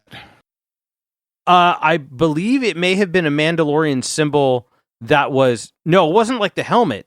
It was the symbol. It was okay. He got the Mythosaurus. Yes, that's what he got. So he got this, but it was old. It looked like it was probably about like at least a 10-year-old tattoo, right? Yeah, he would have got it. If it was a Mythosaurus, he would have got that. And that was a guy who was a fan of Boba Fett. Right. He very much is. He very much still is to this day. Very happy with the series. Very happy with where things were taken. You know, that's just his. That's his take on it. But he was a fan of Boba Fett, and he got the Mandalorian tattoo as a fan of Boba Fett. Way the fuck back. And I remembered the first thing he said. For a point of clarity. Yes. For a point of clarity. I hate to be this guy because I'm feeling like I'm doing the gatekeeping. I'm going to tell you, I actually have something I have a point. And would you mind if I interjected with that point beforehand? Because you can, but I want to say something about the attitude he took with it when I asked him, because I was unfamiliar with that symbol. I didn't know what it was. Yeah. And I went, oh, what's that symbol you got on your forearm? He goes, oh, it's the Mandalorian. It's the Mandalorian symbol. I was like, oh, that's awesome. I was all, that's great. However, he did not know my Star Wars fandom. I did not fully know his Star Wars fandom, except for the fact that I knew how old the tattoo was. And before I was able to get a word out, he said, yeah, I got this way before the series, man. Like, he had to explain his fandom to me because he didn't want to be, he had this innate internal response. First off, he was, instead of stating, yeah, it's the Mandalorian symbol, I got it a long time ago, I just really like the whole thing, it came out more as an exasperated, it's the Mandalorian symbol, I got it way before the series. Like, it was like he felt like he had to explain his fandom to somebody else so he didn't look like a bandwagoner. And me, I didn't give a shit. I didn't care. No, it was obvious to me beforehand that it was something he was super into, and I was like, fuck yeah. Like, from what I know of Star Wars and what I like about it, I fucking love it. I think it's great. I'm not that familiar with that sect of it. But I thought it was cool as shit, and it's a bitchin' looking symbol. The Mythosaurus symbol is a cool looking symbol. But this is a perfect example of why I was also that way. It's one of those things where you're, as much as the geek culture helped to define different people and it became part of us, it also became like a suit of armor for many of us. It became the things that it's what we kind of judged ourselves on, very much how people judge on which, sports teams that they like. And years ago I had gotten past I like dealing with people who love the sport that I love, football, and have a good love of their team and can comfortably joke around with other people that love alternate teams. Like we have a mutual friend who was in 2 of your bands, who's a big Raider fan, and I'll give him a little bit of shit about being a Raider fan. He'll give me shit about being a 49er fan, and we're not nasty and mean and whatever about it. We're just giving each other a little bit of guff back and forth. And it's all good. It's all in good fun because we know we're not trying to hurt each other. We can just have some good fun with it. I've also been around people who've been complete dicks about it, and I don't like being around those people. With sports, as much as my football team is an identity for me, I've come to understand that other people have to have their identity in their football fandom and their specific teams. Although I did have problems with people who, and I still do have problems with people who only care about repping their team when their team's doing good and abandon their team when their team is losing. Same token, I still can't get past the people who will love the property when the property's doing what they want it to do, but don't love the property when the property is, and badmouth the property when it's going away from what it should be. Now, admittedly, I'm still guilty, even though I hate when people do this, I'm guilty of saying that episode 1, 2, and 3 are garbage. I've said them for years. I can say that I was overly harsh on them. There were issues with them, and I do still believe 100% that George Lucas is a much better idea guy. He is a terrible scriptwriter and really not a good director. However, I will still watch episodes 1, 2, and 3 and absolutely love them. You can still criticize the things you love if you still support them, and I do still support them. I still get stuff that's episode 1, 2, and 3 merchandise because I do have the support for that. But Mandalorian broke down a whole bunch of doors for me because there's a lot of people that got involved with Star Wars and started talking to me, knowing that I was a Star Wars person. They would, they'd find out I like Star Wars. Oh yeah, I love the Mandalorian. It's great. And I'd have to bite back the urge of, well, have you seen any of the movies, or is it just the Mandalorian? And I had to take a step back and realize, what does it matter whether they've seen the movies? What does it matter whether they know all the lore? What does it matter whether they've read all of the expanded universe and they know what canon is and what's legends? What does it matter for any of that? They've found some part of it that gives them joy. What does that affect me and my joy? The only way it affects my joy is if I let it, if I make it affect my joy. Right. It's a personal decision to affect my joy.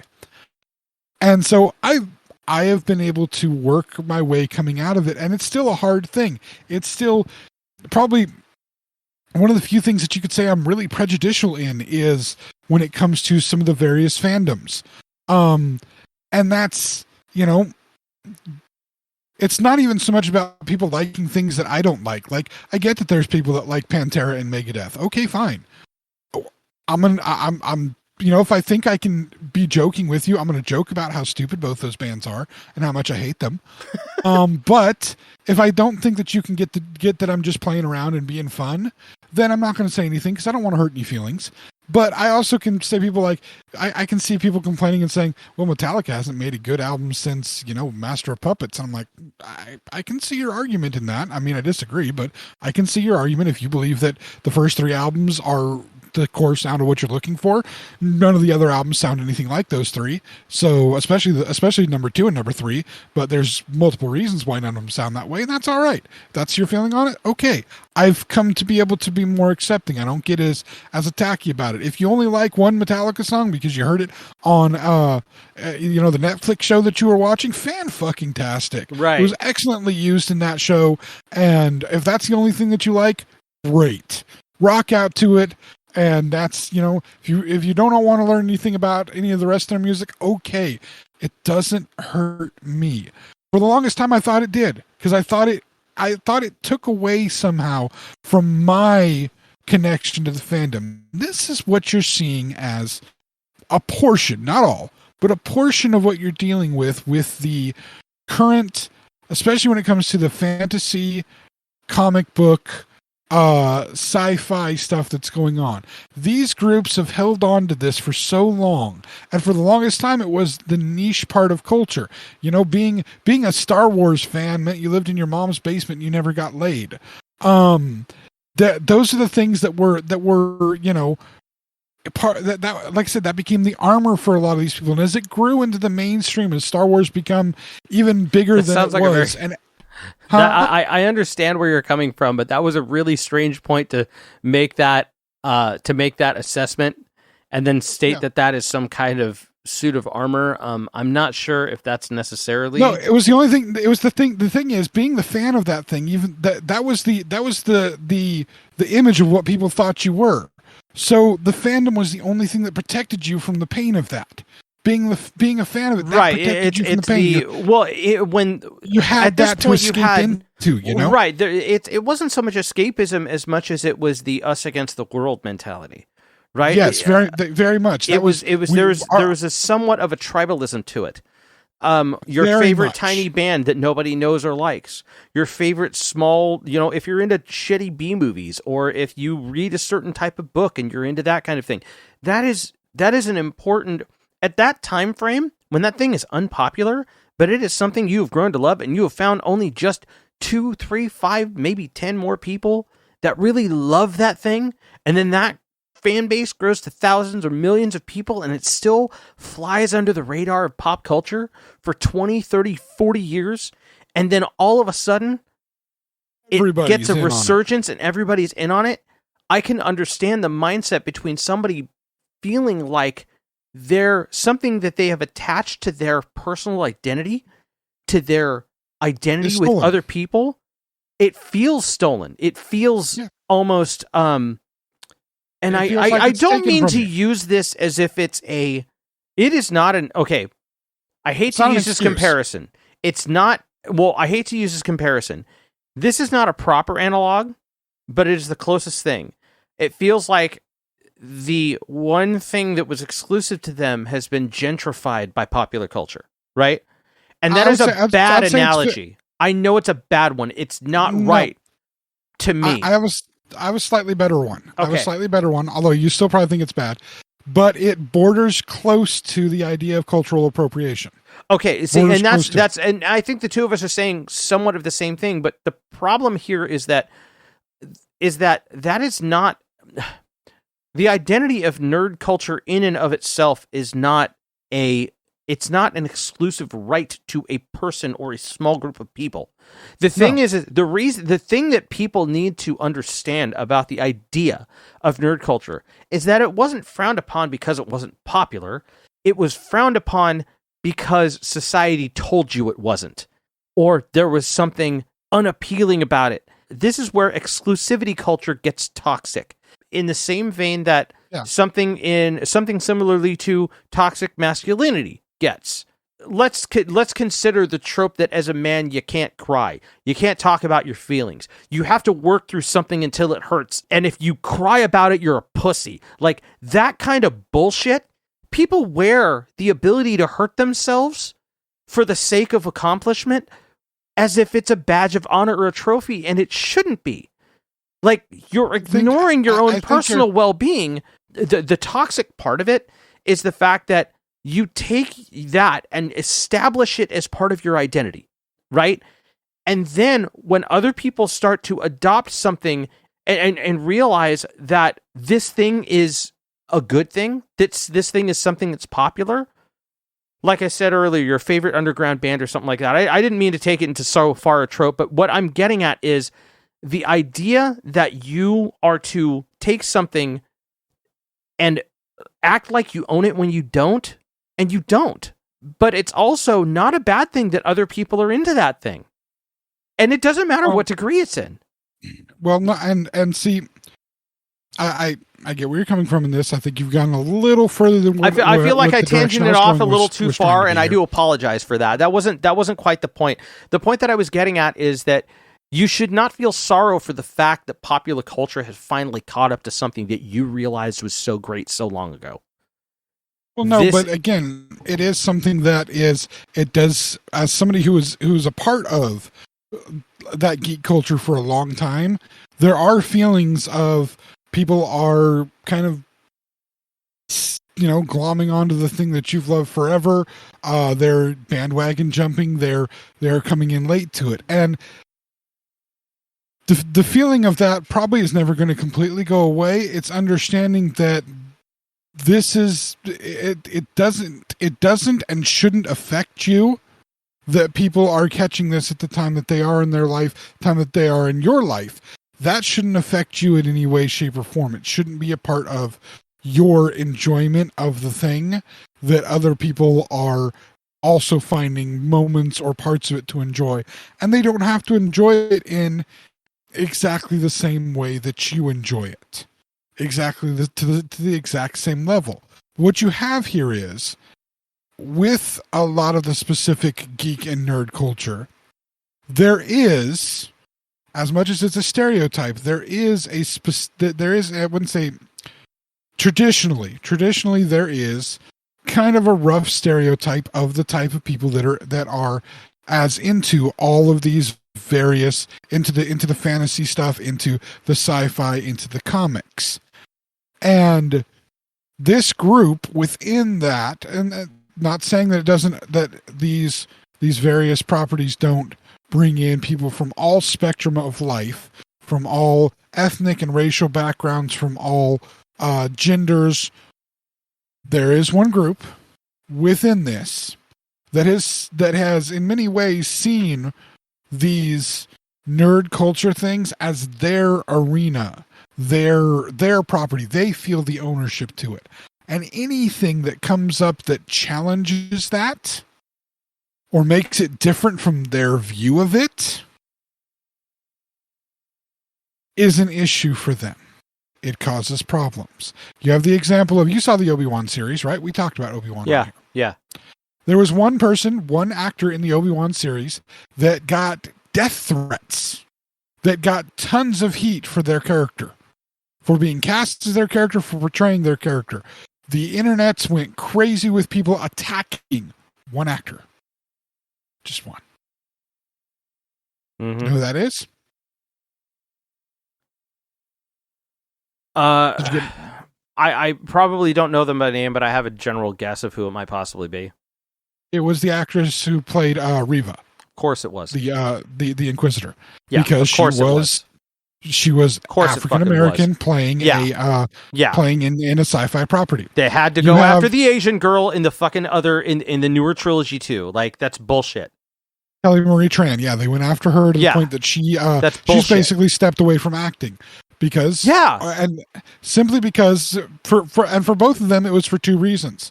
They are people of color, they are women. You have Disney, who's attempting to try to broaden their aspects and have inclusion, like complete inclusion. We're talking like in movies that have been lambasted, like the Turning Red, which is dealing with they went after Leslie Jones too during the Ghostbusters film as well. Well, the Ghostbusters film in general got destroyed because why would we want women Ghostbusters? Which I love the movie, and I think that that everybody is hilarious, and especially Chris Hemsworth playing a dumb blonde. He's fantastically amazing. Fantastic. I love every moment he's on screen. That's great. Because he's so stupid, and it's beautiful. I love seeing people play things like that and just having a bunch of fun with it. But Disney is making sure, so is Marvel. They are changing their stories to be inclusive of showing different types of love, not just showing romantic love, but showing love between family, love between people that don't even know each other but have grown to love each other. This various versions of understanding yourself and understanding how, you don't always get the girl. Sometimes you grow beyond it. You don't always get the guy.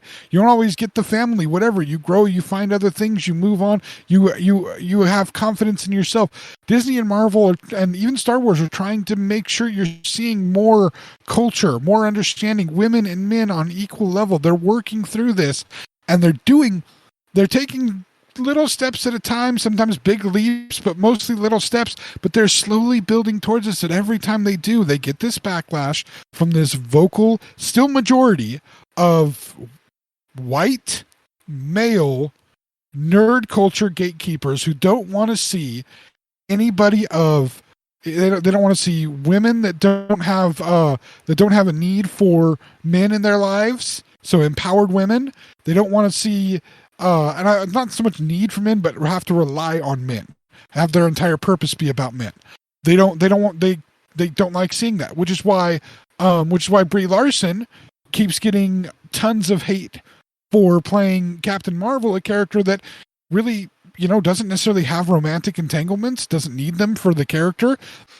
These sadly white males don't understand how a woman cannot have that. They're cool with Wonder Woman. Why?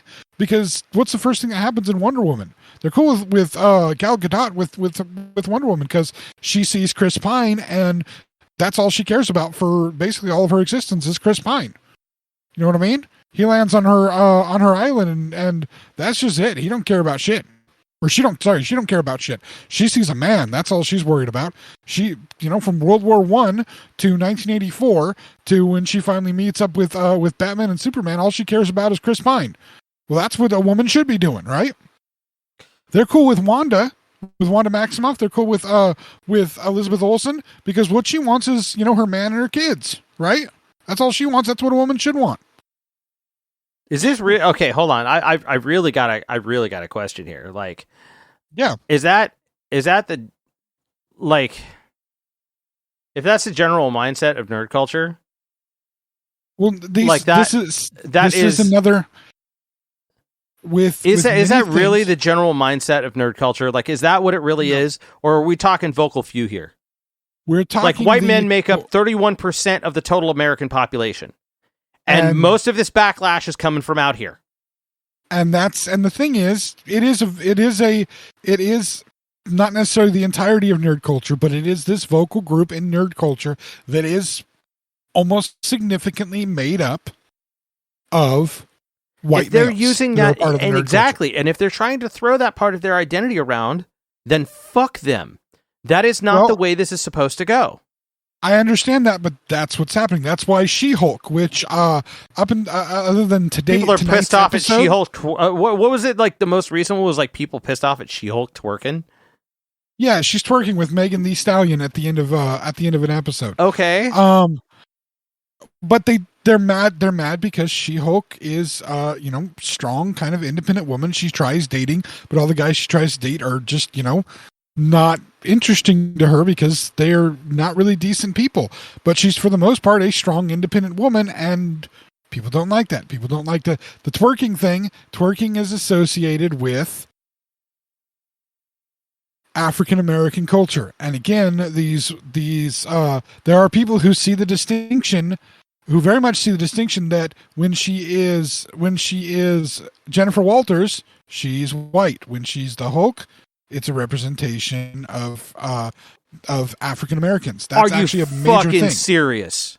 No, that's what the Hulk has actually been considered. When he's Bruce Banner, he's just Bruce Banner. When he's the Hulk, he's a representative of the rage of people that don't look like white people.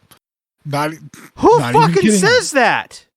This is what people put onto these things. This is what people see.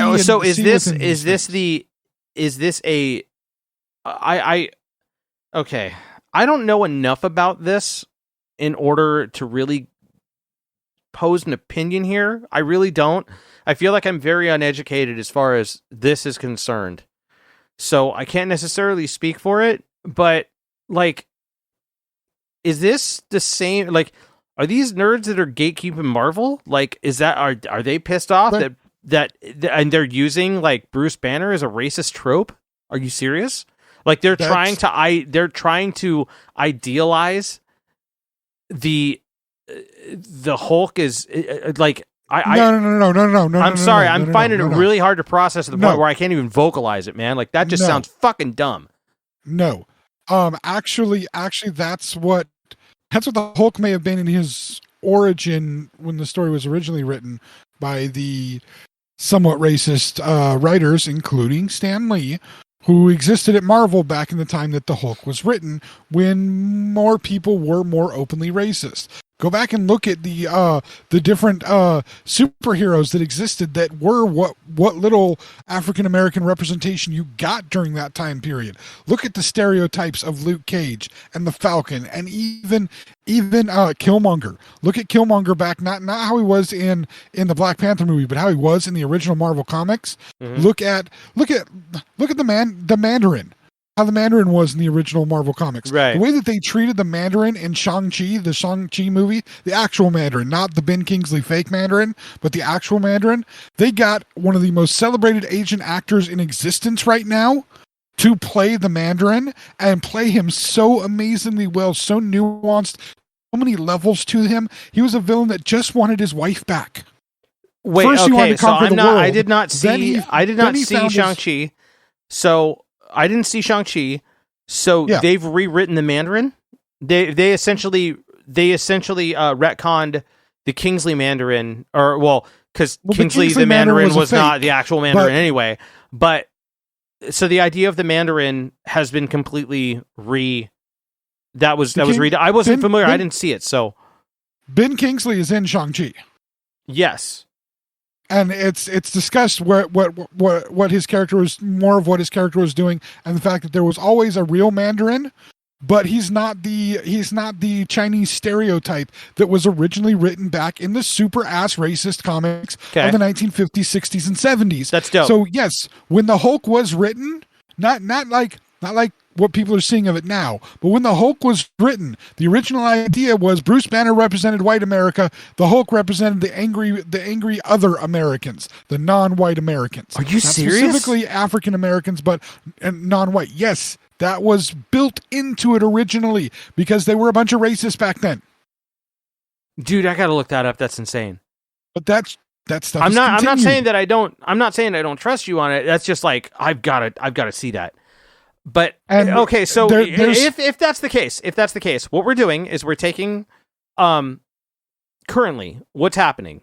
Disney is taking a gargantuan powerhouse of multiple pop culture icons that have been established over decades, right? And what they're doing is they are translating them to operate in a society that is representative of the multiple types of people that exist within it, and properly. We're not talking stereo. We're not talking like we're not talking. We're not getting tropey. We're removing the tropiness. Disney's having the series Miss Marvel, which just came out before She-Hulk. Yeah, you're talking. You're talking. You have a Pakistani superhero who is Muslim. And they're in and out of the what's a Muslim temple called? I can't think of the name of it, but they're in and out of it. They're in and out of it. Is it a mosque? Mosque. Thank you. They're in and out of the mosque throughout the entire thing. They are good about making sure that. So it's kind of open on its face, like what the culture is, because I'm assuming that.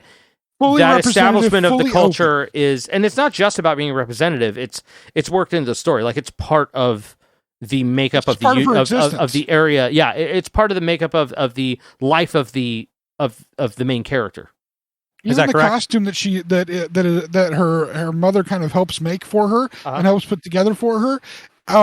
It incorporates the idea of modesty that is a major issue in Muslim culture as far as how women dress. Interesting. So it's not tight and form-fitting. It's got more of almost a skirt feel to it that still is full pants underneath it. So everything is covered. No skin is bare. None of the normal tropes that you see with any kind of superheroes. Admittedly, she's a teenager, so it'd be a little icky if that happened anyway. But the everything is incorporated and done respectfully, done with justice, done in an appropriate fashion. Disney is doing all of this. They're trying to work on inclusivity, connecting things together properly, using appropriate casting when they're doing these things. They're trying to work towards that goal of having. When they're doing all of this, they want to have everybody be able to look at the various Disney properties and everybody get a chance to see themselves, which is why the other big thing that came out of D23 this last week, the Little Mermaid trailer, set everybody off as well. Because in it, the Little Mermaid, our little Ariel, she is no longer redheaded or white. She is African. Well, she's something black. That a friend shared with. There's something that a friend shared with me that just blew my mind, that somebody I'll tell you what it was, and then I will tell you what my direct response was. Yeah.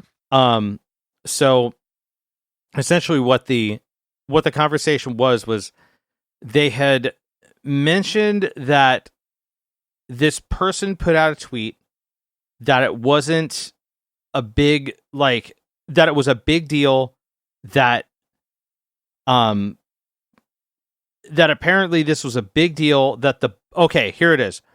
This is a quote from a tweet from somebody on Twitter. I swear to God, I'm not going to give their name, but quote, "The problem is that canonically Ariel's bottom half is cod, whereas in this new trailer, she appears to be half mahi-mahi.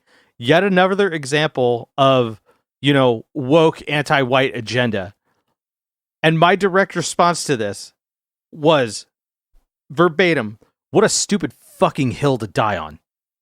Actually, I think that's fun. That's kind of funny that he's actually to me the tweet is completely mocking the fact that people completely lost their shit that she's black. So to spin it and say, "Oh no, the problem is that her bottom half was one fish, now it's another fish." Oh my God, that's just horrible. To me, he's mocking the whole thing. That's great. I don't know if he's I don't know if this person is mocking or not. Which is why I didn't give the name, because I didn't have a director. So I didn't even click the link. I just read it. And just was floored at the quote. To me, that's the mocking of everybody freaking out about the fact that it's Ariel is black, and everybody's not everybody, but there's a huge number of people freaking out about Ariel being black, even though it was announced 2 years ago that Ariel was going to be played by a black actress. No. Ariel's black.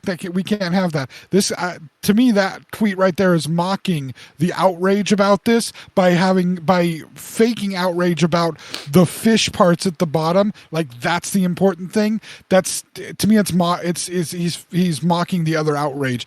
Seriously, we're worried about what skin color the actress has who's playing a fictional flippin' character, and that's the Right. thing is you have the Lord of the Rings, the new Lord of the Rings series, which I haven't had a chance to watch yet. Oh my gosh, there's black elves and black dwarves. So, admittedly, Tolkien was a damn racist who very white centric racist to the point that the only time black people appeared in the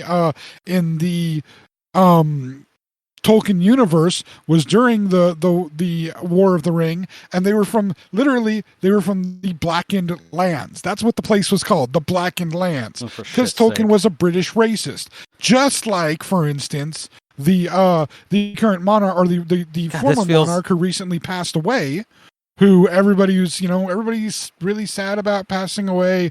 Queen Elizabeth passed away. First of all, I don't give a shit because I'm an American. They're not in charge of me anymore.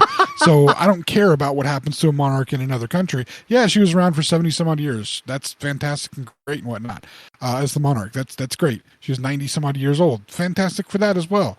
But like, she had a special law made for the monarchy that they didn't have to follow the other laws that have been put in place in Britain against using somebody's racial or ethnic background, for not hiring them. Like, you couldn't not hire somebody because of their ethnic background. Right. She had Parliament create a law that the royal family was exempt from that because she didn't want to hire people of color. Because she and her husband, who constantly spouted off racist crap to his granddaughter-in-law, Meghan Markle, and is that a confirm? Is that a confirm? Because I remember I heard I remembered making a statement as such, and I decided and I had heard a confirm that wasn't him that said it, so I backed out of it. I'll admit, he may not have. It may just be rumor. There were a lot of commentary to Aborigines in Australia when he visited Australia. By the way, I will just to interject real quick. I did end up looking at the actual tweet, and it turns out that it was a social commentary joke.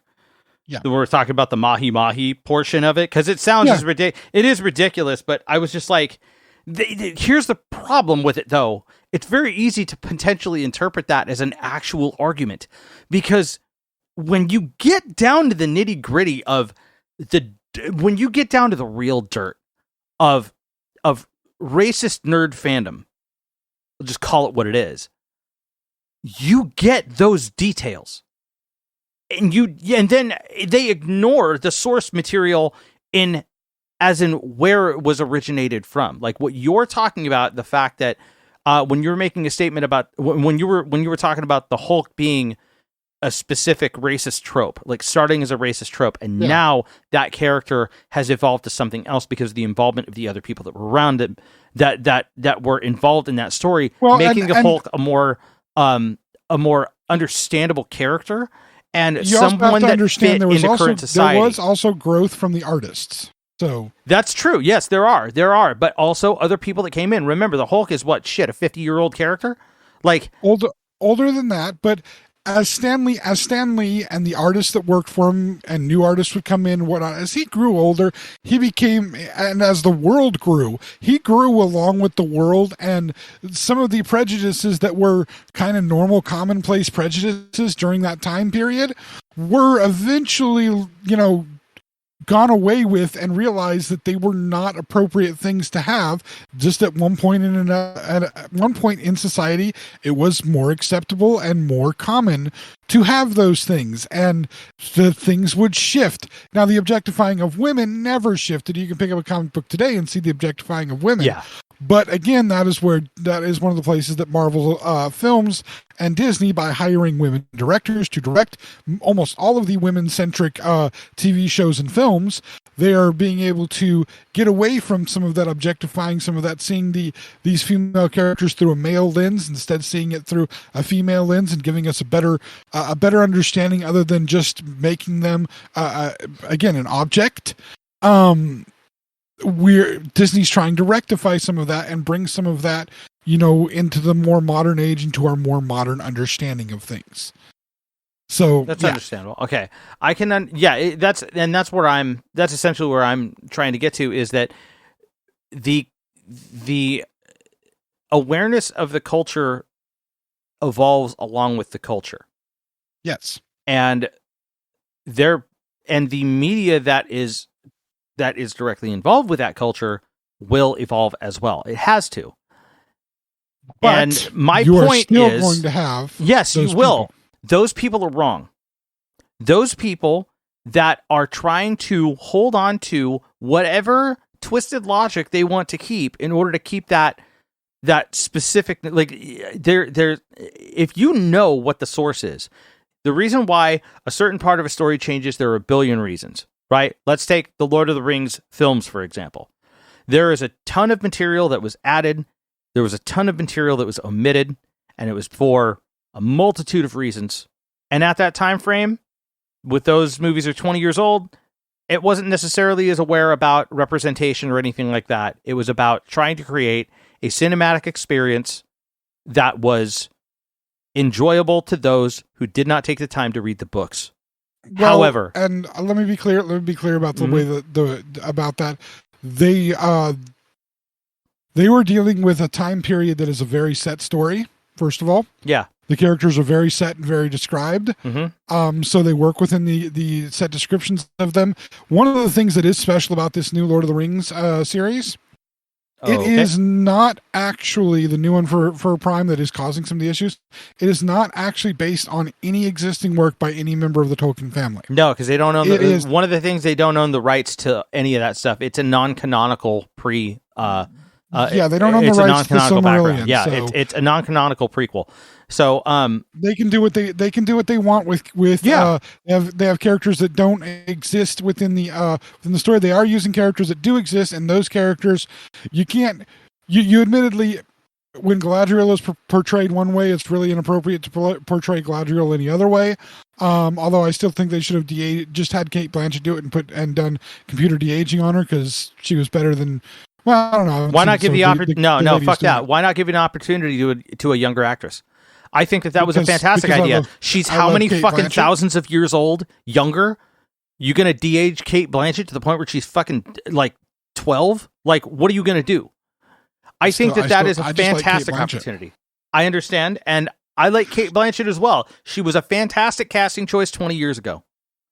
But anyway, the point being, that with the Lord of the Rings, they gave you what fantasy, and that's one of the issues is that for a long time in most fantasy and in a lot of the comics, a lot of the sci-fi, it was very much a white world and a white male world. Yeah, because that was most of the audience that they were going to, and this is part of this group of white males is. Like in so many other things where we see white males lashing out throughout America, and it's America where we're seeing the majority of this hate coming from, because that's where the Hollywood industry is first, trying to work towards, is America, and then to all the other places throughout the world. Where you're seeing so many other places where white males are lashing out at what they feel is the loss of control over everything that they want to control. And we're not going to get into all the political things that are happening as a result of all of that, but that is part of what we've gotten real deep into a lot of social commentary on this one. This was a tangent I did not expect. What we are seeing is there are, as the playing field starts to be leveled for everybody that hasn't been a white male for the last 300 years of this country's history, as the playing field starts getting leveled with everything, and as other people are getting the same opportunities, every time that happens, you have the white males lashing out and fighting back. Not because, and here's the thing, it's for the same reason. It's for the same reason that I used to have the lash out, just on a bigger scale. The same reason of people are getting the same thing that we are, and that's, for some reason, they feel like it's the thing is being taken away from them. Their identity is being taken away because other people can have that identity too. And that was one thing that I don't. That's the wrong thing. It's the wrong mindset. Yeah, that's one thing that I thought was really. God, it was something that It's something I had it honed down to a phrase at one point, and I can't freaking remember what it was. And it could have been that I pulled it or paraphrased it from somebody else. Most likely, that's probably what happened. But essentially, the idea here is that is that equality in social status is not something that is lost by one when it's shared with another person. No, but that's the thing is, this is why people fight against the idea of respect is not something equality. that's lost when it's given to someone else. You know, like I guess that's the best way that I could put it. You need to be able to respect and recognize that other people that are different from you are still your equal, and they deserve the thing is, they deserve to be represented. They deserve to have an identity on the social sphere. But they don't want them to be their equal, because when they're their equal, how are they any better or different? Because that's the key, is they want to be better and different. And when everybody else is able to be on the same level, you're not better and different anymore. And you're wrong for grasping at it at that point. You're wrong for grasping at it in that mentality. And if that is what you have used, you need to rethink the way that you embrace a culture like this. But the thing is, you say that they need to rethink it. In their mind, they don't need to rethink it. What they need, I understand, is in their mind, but better. They're not right. They are. It doesn't matter whether or not they are. That opinion, the opinion that it is mine because I identified with it first, is wrong. This is not something where nothing was stolen from you. That property, those properties, that fandom still exists. It's literally just gotten larger. I understand what you're saying. I don't disagree with what you're saying. Yeah, I know. And I'm not trying to say it specifically to you. And I don't know if you're playing devil's advocate for this, and I understand that. But it doesn't matter. The point that I'm making here is that it doesn't matter what... It doesn't matter what your social status was when you latched onto this. The viewpoint that if you take a viewpoint that because something has become more popular, your identity is now lost in a sea of people that identify with that same thing, you need to rethink the way that you identify yourself. If you are attaching yourself as an individual to this a pop culture phenomenon, because Mike, it's... Hold on, let me finish here. Let me finish. I'm not trying to reduce anything. I'm trying to state that it is unhealthy for someone to attach themselves to a franchise in this respect. Remember all of these things, and I'm talking about Potterheads, I'm talking about Star Wars heads, I'm talking about people that are into their favorite bands, I'm talking about like metalhead community, like all of it. I understand that it is more than acceptable. It is just as grand and great for you to put your favorite band's t-shirt on, for you to hang a poster of your favorite movie or your favorite film franchise in your room and state that you love that thing because of how you identify with it.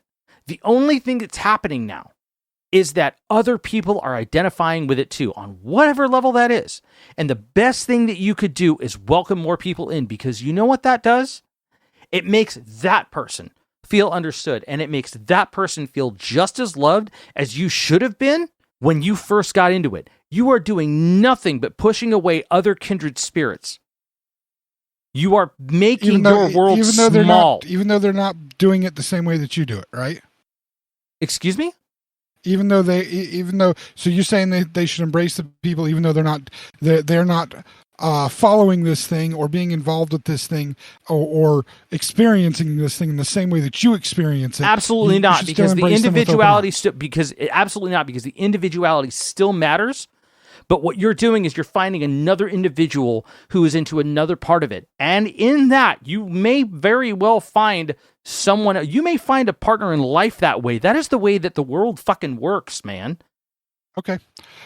Well, we've gone on very long and we've made a lot of points. I want to leave us with one final point to ponder, okay? Yeah. I want you to think about all of what you just said, right? Mm-hmm. All about the different fandoms, the music, the whatever, all these different things. Mm-hmm. First of all, realize that I'm not saying your feelings about it are wrong. I'm saying you are maybe 100% right in your feelings about it. I would agree with your feelings almost completely. That just, we should just all be more accepting about everything, all the different nuances and all the differences between people. But realize that maybe with the realization that some of these things that people cling to, some of these things that, these identities that they cling to are literally the things that explain the universe to them, that make them feel like they found their place. And all the things we've talked about today, just replace all of those, all those different fandoms, all those different things, and different ways of people experiencing them and being involved with them. Replace all that with the different religions, the different concepts of religion, the different ways to deity, and realize this is a much more systemic problem than just people that are fans of video games or not video games, comic books and sci-fi properties and fantasy properties and music and whatnot. And realize that even though they're all looking for the same thing, because they all do it in a different way, what conflicts did that cause? Serious note. Anyway, Mike. Really? Did that throw you? Really? Did I throw you? No, you didn't throw me for shit, dude. Let me go ahead and answer that. Let me go ahead and answer that. Let me answer that. I have an answer to that. Okay? The difference between the understanding of a religion, which is where you are told what to do and how to live based upon something that you follow. Star Wars, to some people, they would consider to be a religion. I'm going there. I'm going there. And that's okay. It may be considered a religion to some, but it doesn't teach you what to. It doesn't teach you what to do. It doesn't teach you how to sleep. It doesn't teach you what to eat.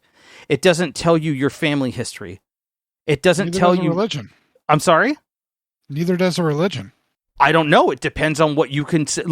But a religion to some, sir, if you're looking at religion in general, a religion to some is literally what they are introduced to and indoctrinated into when they are born, or it is something that they discover later in life that makes them a better person.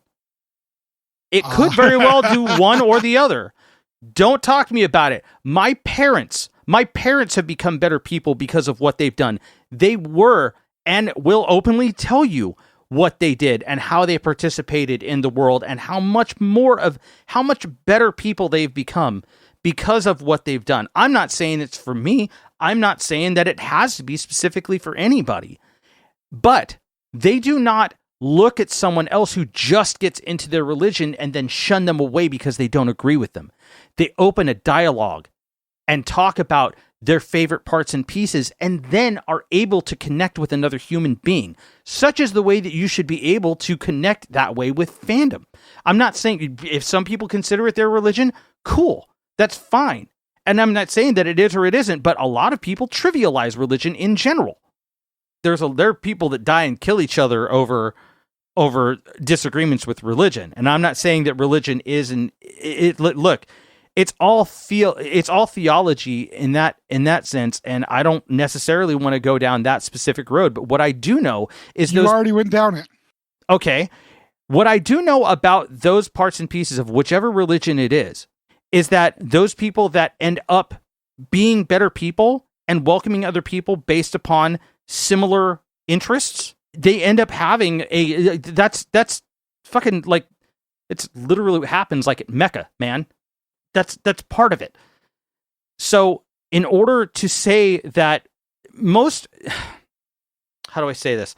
If I may interject for a moment. Sure. What I was trying to do was just to illustrate the fact that to many people that are a part of the various fandoms that they are a part of, be it fans of some type of whatever property they're a fan of, be it a sports team, be it a sci-fi fantasy thing, a movie thing, a comic book thing, a music thing, whatever. There are many people who, for them, attribute as much of their identity to the thing that they are a fan of as people attribute their identity to the religion that they are a part of. Okay. And if you can see that you have two examples within your parents, which there are many conversations that can be had about that, but the simple fact is your experience with your parents, and they are these parents you're speaking of, specific ones you're speaking of, and their personal experience with the thing that gives them their identity, their religion that helps to give them their identity, has been a positive experience for them, and they have been a positive interaction with other people of similar thought. What you're describing exactly is those people who are willing and open to interact with those who are having some shared some shared bits of the thing that helps to identify them. Now, the hard thing may be, and the thing that you may not, I don't know if you do or do not understand. I don't know. You may not. I think it's hard for other people to understand is how something like fandom in things can be as powerful to a person as another person's religious faith. And that's the comparison I was trying to make, in the sense that while you have those positive experiences that come away from being a fan of something or from being a part of a different religious belief, at the same time, you still have from that same thing, that same idea, thought, feeling, emotion that connects you to whatever this thing is, that helps you define who you are. Those things of the things like religion, as you've said, have caused so much strife by large groups. They've caused so much peace and so much happiness, but they've also caused so much strife. In the same token are these fandoms, these connections that people have, these things that define who they are. And for some people, the connection to their fandom is as powerful to them as other people's connection to whatever their religion is, to whatever their explanation for the universe is. All of those things are part of the identity that people wear to some degree or other. And that's the point I was trying to make. I'm sorry if you thought I was trying to go further afield than that. Okay. But that's the point I was trying to make, is that this connection to various fandoms can be as strong as some people's faith in their various belief systems, because it is still, for somebody's faith, that is that is part of their identity, that is part of who they are, that is part of their explanation of their place in the universe. And for some people, their fandom is so strong, either it's so strong or they make it be so strong. I can't say which one it is. I'll argue that the same may hold true for religion. Either their feeling about religion is so strong or they make it so strong. I won't say which is which. Each person is different. And each person experiences it different. It's not my right to judge on that. But they can have the same type of strength. That's what they identify with. That's who they are. That's who they connect to. And to have those things challenged in any way is a difficult thing for a lot of people to deal with. And that's, if you can look at it from a kind of global view of that, you can see where the strife is still going to happen until we can figure out a way to understand that each person has the things that identify them, and just because those things are different or handled in a different way doesn't mean that they're bad, and we should maybe be a little more accepting of it all. Does that make more sense? Yeah, absolutely. I do. Personally, I think that I don't think that there is really any real legitimate reason to fight the idea that someone else finds identity and falls in love with the same thing that you've fallen in love with. I that agree, just shows community. That just shows the capability of community. And I think that's really the point that I was trying to get to, tangents or otherwise, because this is a really tough conversation. This turned into a very tough conversation. Which I completely agree with you on the idea, but my experience has been that there is a large number of people that are concerned about the community. There's a large number that are concerned about their neighbors. These are the people that during our pandemic were the ones that would wear masks everywhere and would make sure that if they were sick, they did not go around other people, because they cared about the community. They cared about whether they would get other people sick, whether they would hurt other people. And then there was that other group of people who only cared about whether they got sick and didn't care about if they infected somebody else, or if other people got sick, or if other people had the things they needed. They only cared about themselves. Those are the same people that are more than likely going to be the ones to not include others that are looking at the same thing. There's some people that view the world as a community that we can, and view the people around them as a community that they care about. There are others that only think about themselves. And as long as we have that situation, we're going to have these conflicts. We're going to have these gatekeepers, because those are the exact people. They're thinking about what it means to them, not about the fact that there are other people that can see their representation in these new things. They're just thinking about how it no longer, as they feel, represents them. It really comes down to selfishness and selflessness. Not even selflessness, but an understanding of the community instead of just yourself. That makes sense? That's fair. That's what it comes down to. Is you have to, in order to be like that, though, you have to lack that understanding. And there are people that do. And the problem is, and those people are always going to have them. Huh? Those people are still wrong. It doesn't matter how many there are. They're still they may be wrong, but sadly, they're the ones that are sometimes gonna scream the loudest about it. Oh, anyway. I know that, but I'm. Oh well, like what? What? Like, well, you say oh well, but you have sadly. Okay, look, I'm saying oh well to the conversation. I'm saying you have people like Brie Larson. I brought her up for a reason. She's not even sure she wants to continue in the part of Captain Marvel, specifically because all the hate that she's been given for taking on the role. And I've seen the Captain Marvel movie multiple times. It's a pretty good movie. It's an enjoyable film. That she's going to be in a new movie with the new Miss Marvel. And I'm excited to see it because I like the stories and the way the direction they're taking it. But sadly it is. It's not as much a well thing. It's a thing that we need to help maybe push the culture forward. I want to let you know that oh well came down to the back and forth of the conversation, not necessarily on this. I will not budge on the fact that what is being done to these people in the name of preserving some stupid idea of fandom. If they think this is what fandom is, they're fucking wrong. That is not something I'm going to back out on, and that needs to stop. Or are they right and we need to change what fandom is? No, we need to label what toxic fandom is. This is toxic fandom. All right, we already got toxic masculinity, and we're trying to fight against that as much as possible. I fight that every day, by the way, by making sure I wear my Crocs with socks and carry my purse around. Fantastic. Well done. You can fight toxic fandom as well.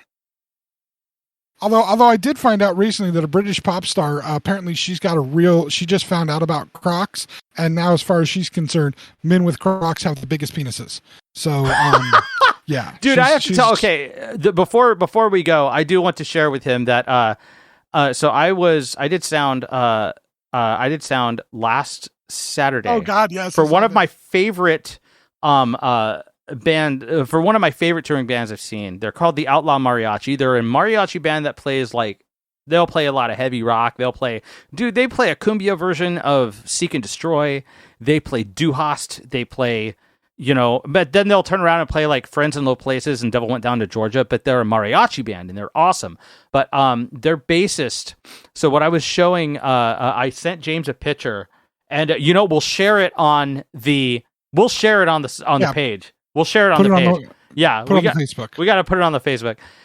So their bassist at this show in particular wore shorts, and he had this set of Crocs, neon green Crocs that he put oh my God, what are they? Spurs on. Spurs. Yeah, he put spurs on his Crocs. So, and dude, the lead singer has this whole like steampunk mariachi type thing where he's got the trench coat and the sombrero with the freaking goggles on it and shit. Like, such a cool like aesthetic to the band. They've all got it too, dude. Orange hair and shit, and he's just great like band overall. But that picture of the Crocs with the spurs, I immediately saw them. I was like, dude, I'm taking a picture of that, and I sent it straight to James as soon as I saw it. I can tell you right now, if I was ever to do any performing, or if I was ever to become a celebrity of any kind, other than this, which is, I mean, we're not really much celebrities, but nothing of my aesthetic would change. I would still wear the exact same clothes, like how Kevin Smith does the shorts and the whatnot. I would go a step further. I would wear the exact same stuff, no matter where I went, no matter what I did. I'd go on to talk shows and be wearing Crocs and shorts and a t-shirt, and they'd be all like, no, you need to get somebody to dress you. I'm like, I can dress myself, thank you. Fuck off. Because I'm just going to still be me. I'm not going to dress any nicer. I'm not going to wear any other clothes. And if they ask about it, it's going to be like, no, this is who I am. I mean, I'm authentically me. I don't. There's no pose. There's nothing dressing up. It's not happening. If I get to go to an award show, I'll wear something nice for the award show that's appropriate dress. Because in certain circumstances, you do dress appropriate. But the rest of the time, hell no. I'm just dressing like me. It's kind of, I don't know, beach bum aesthetic. Even though I don't like the beach because I'm afraid of water. But anyway, Mike, since we've been doing this forever, yeah, I'm gonna make this short. Ready? Where can people listen to us have a much deeper conversation than they ever expected to actually hear from us? It's gonna be real short. So I guess we're making up for missing a week. Xennial Chronicles, XennialChronicles.com. Find us on podcast channels. Find us on YouTube. See us on the video, or see our podcast in video form. Click the like button. Click the subscribe button. James, what else? Click the bell. Click the bell. Get notified. Check out Mike's other 2 pages. We've told you about him before. I'm not going to tell you about him again. That was a bit of a conversation. Just remember, try to be accepting and loving and caring. Yeah, man. Right? It just helps people. Just be cool. Even though I fucking hate this band and they're stupid and I don't like people that like them, just remember, love is all you need. Wow. Oh, dude, that's the most quotable thing. I think I'm saving that one just for... Isn't that perfect? Yes. Isn't that perfect? That's the whole point of it. I don't have to like people that like that band. I can comment on how terrible they are, but still, hey, love your band, and that's all right. Yeah.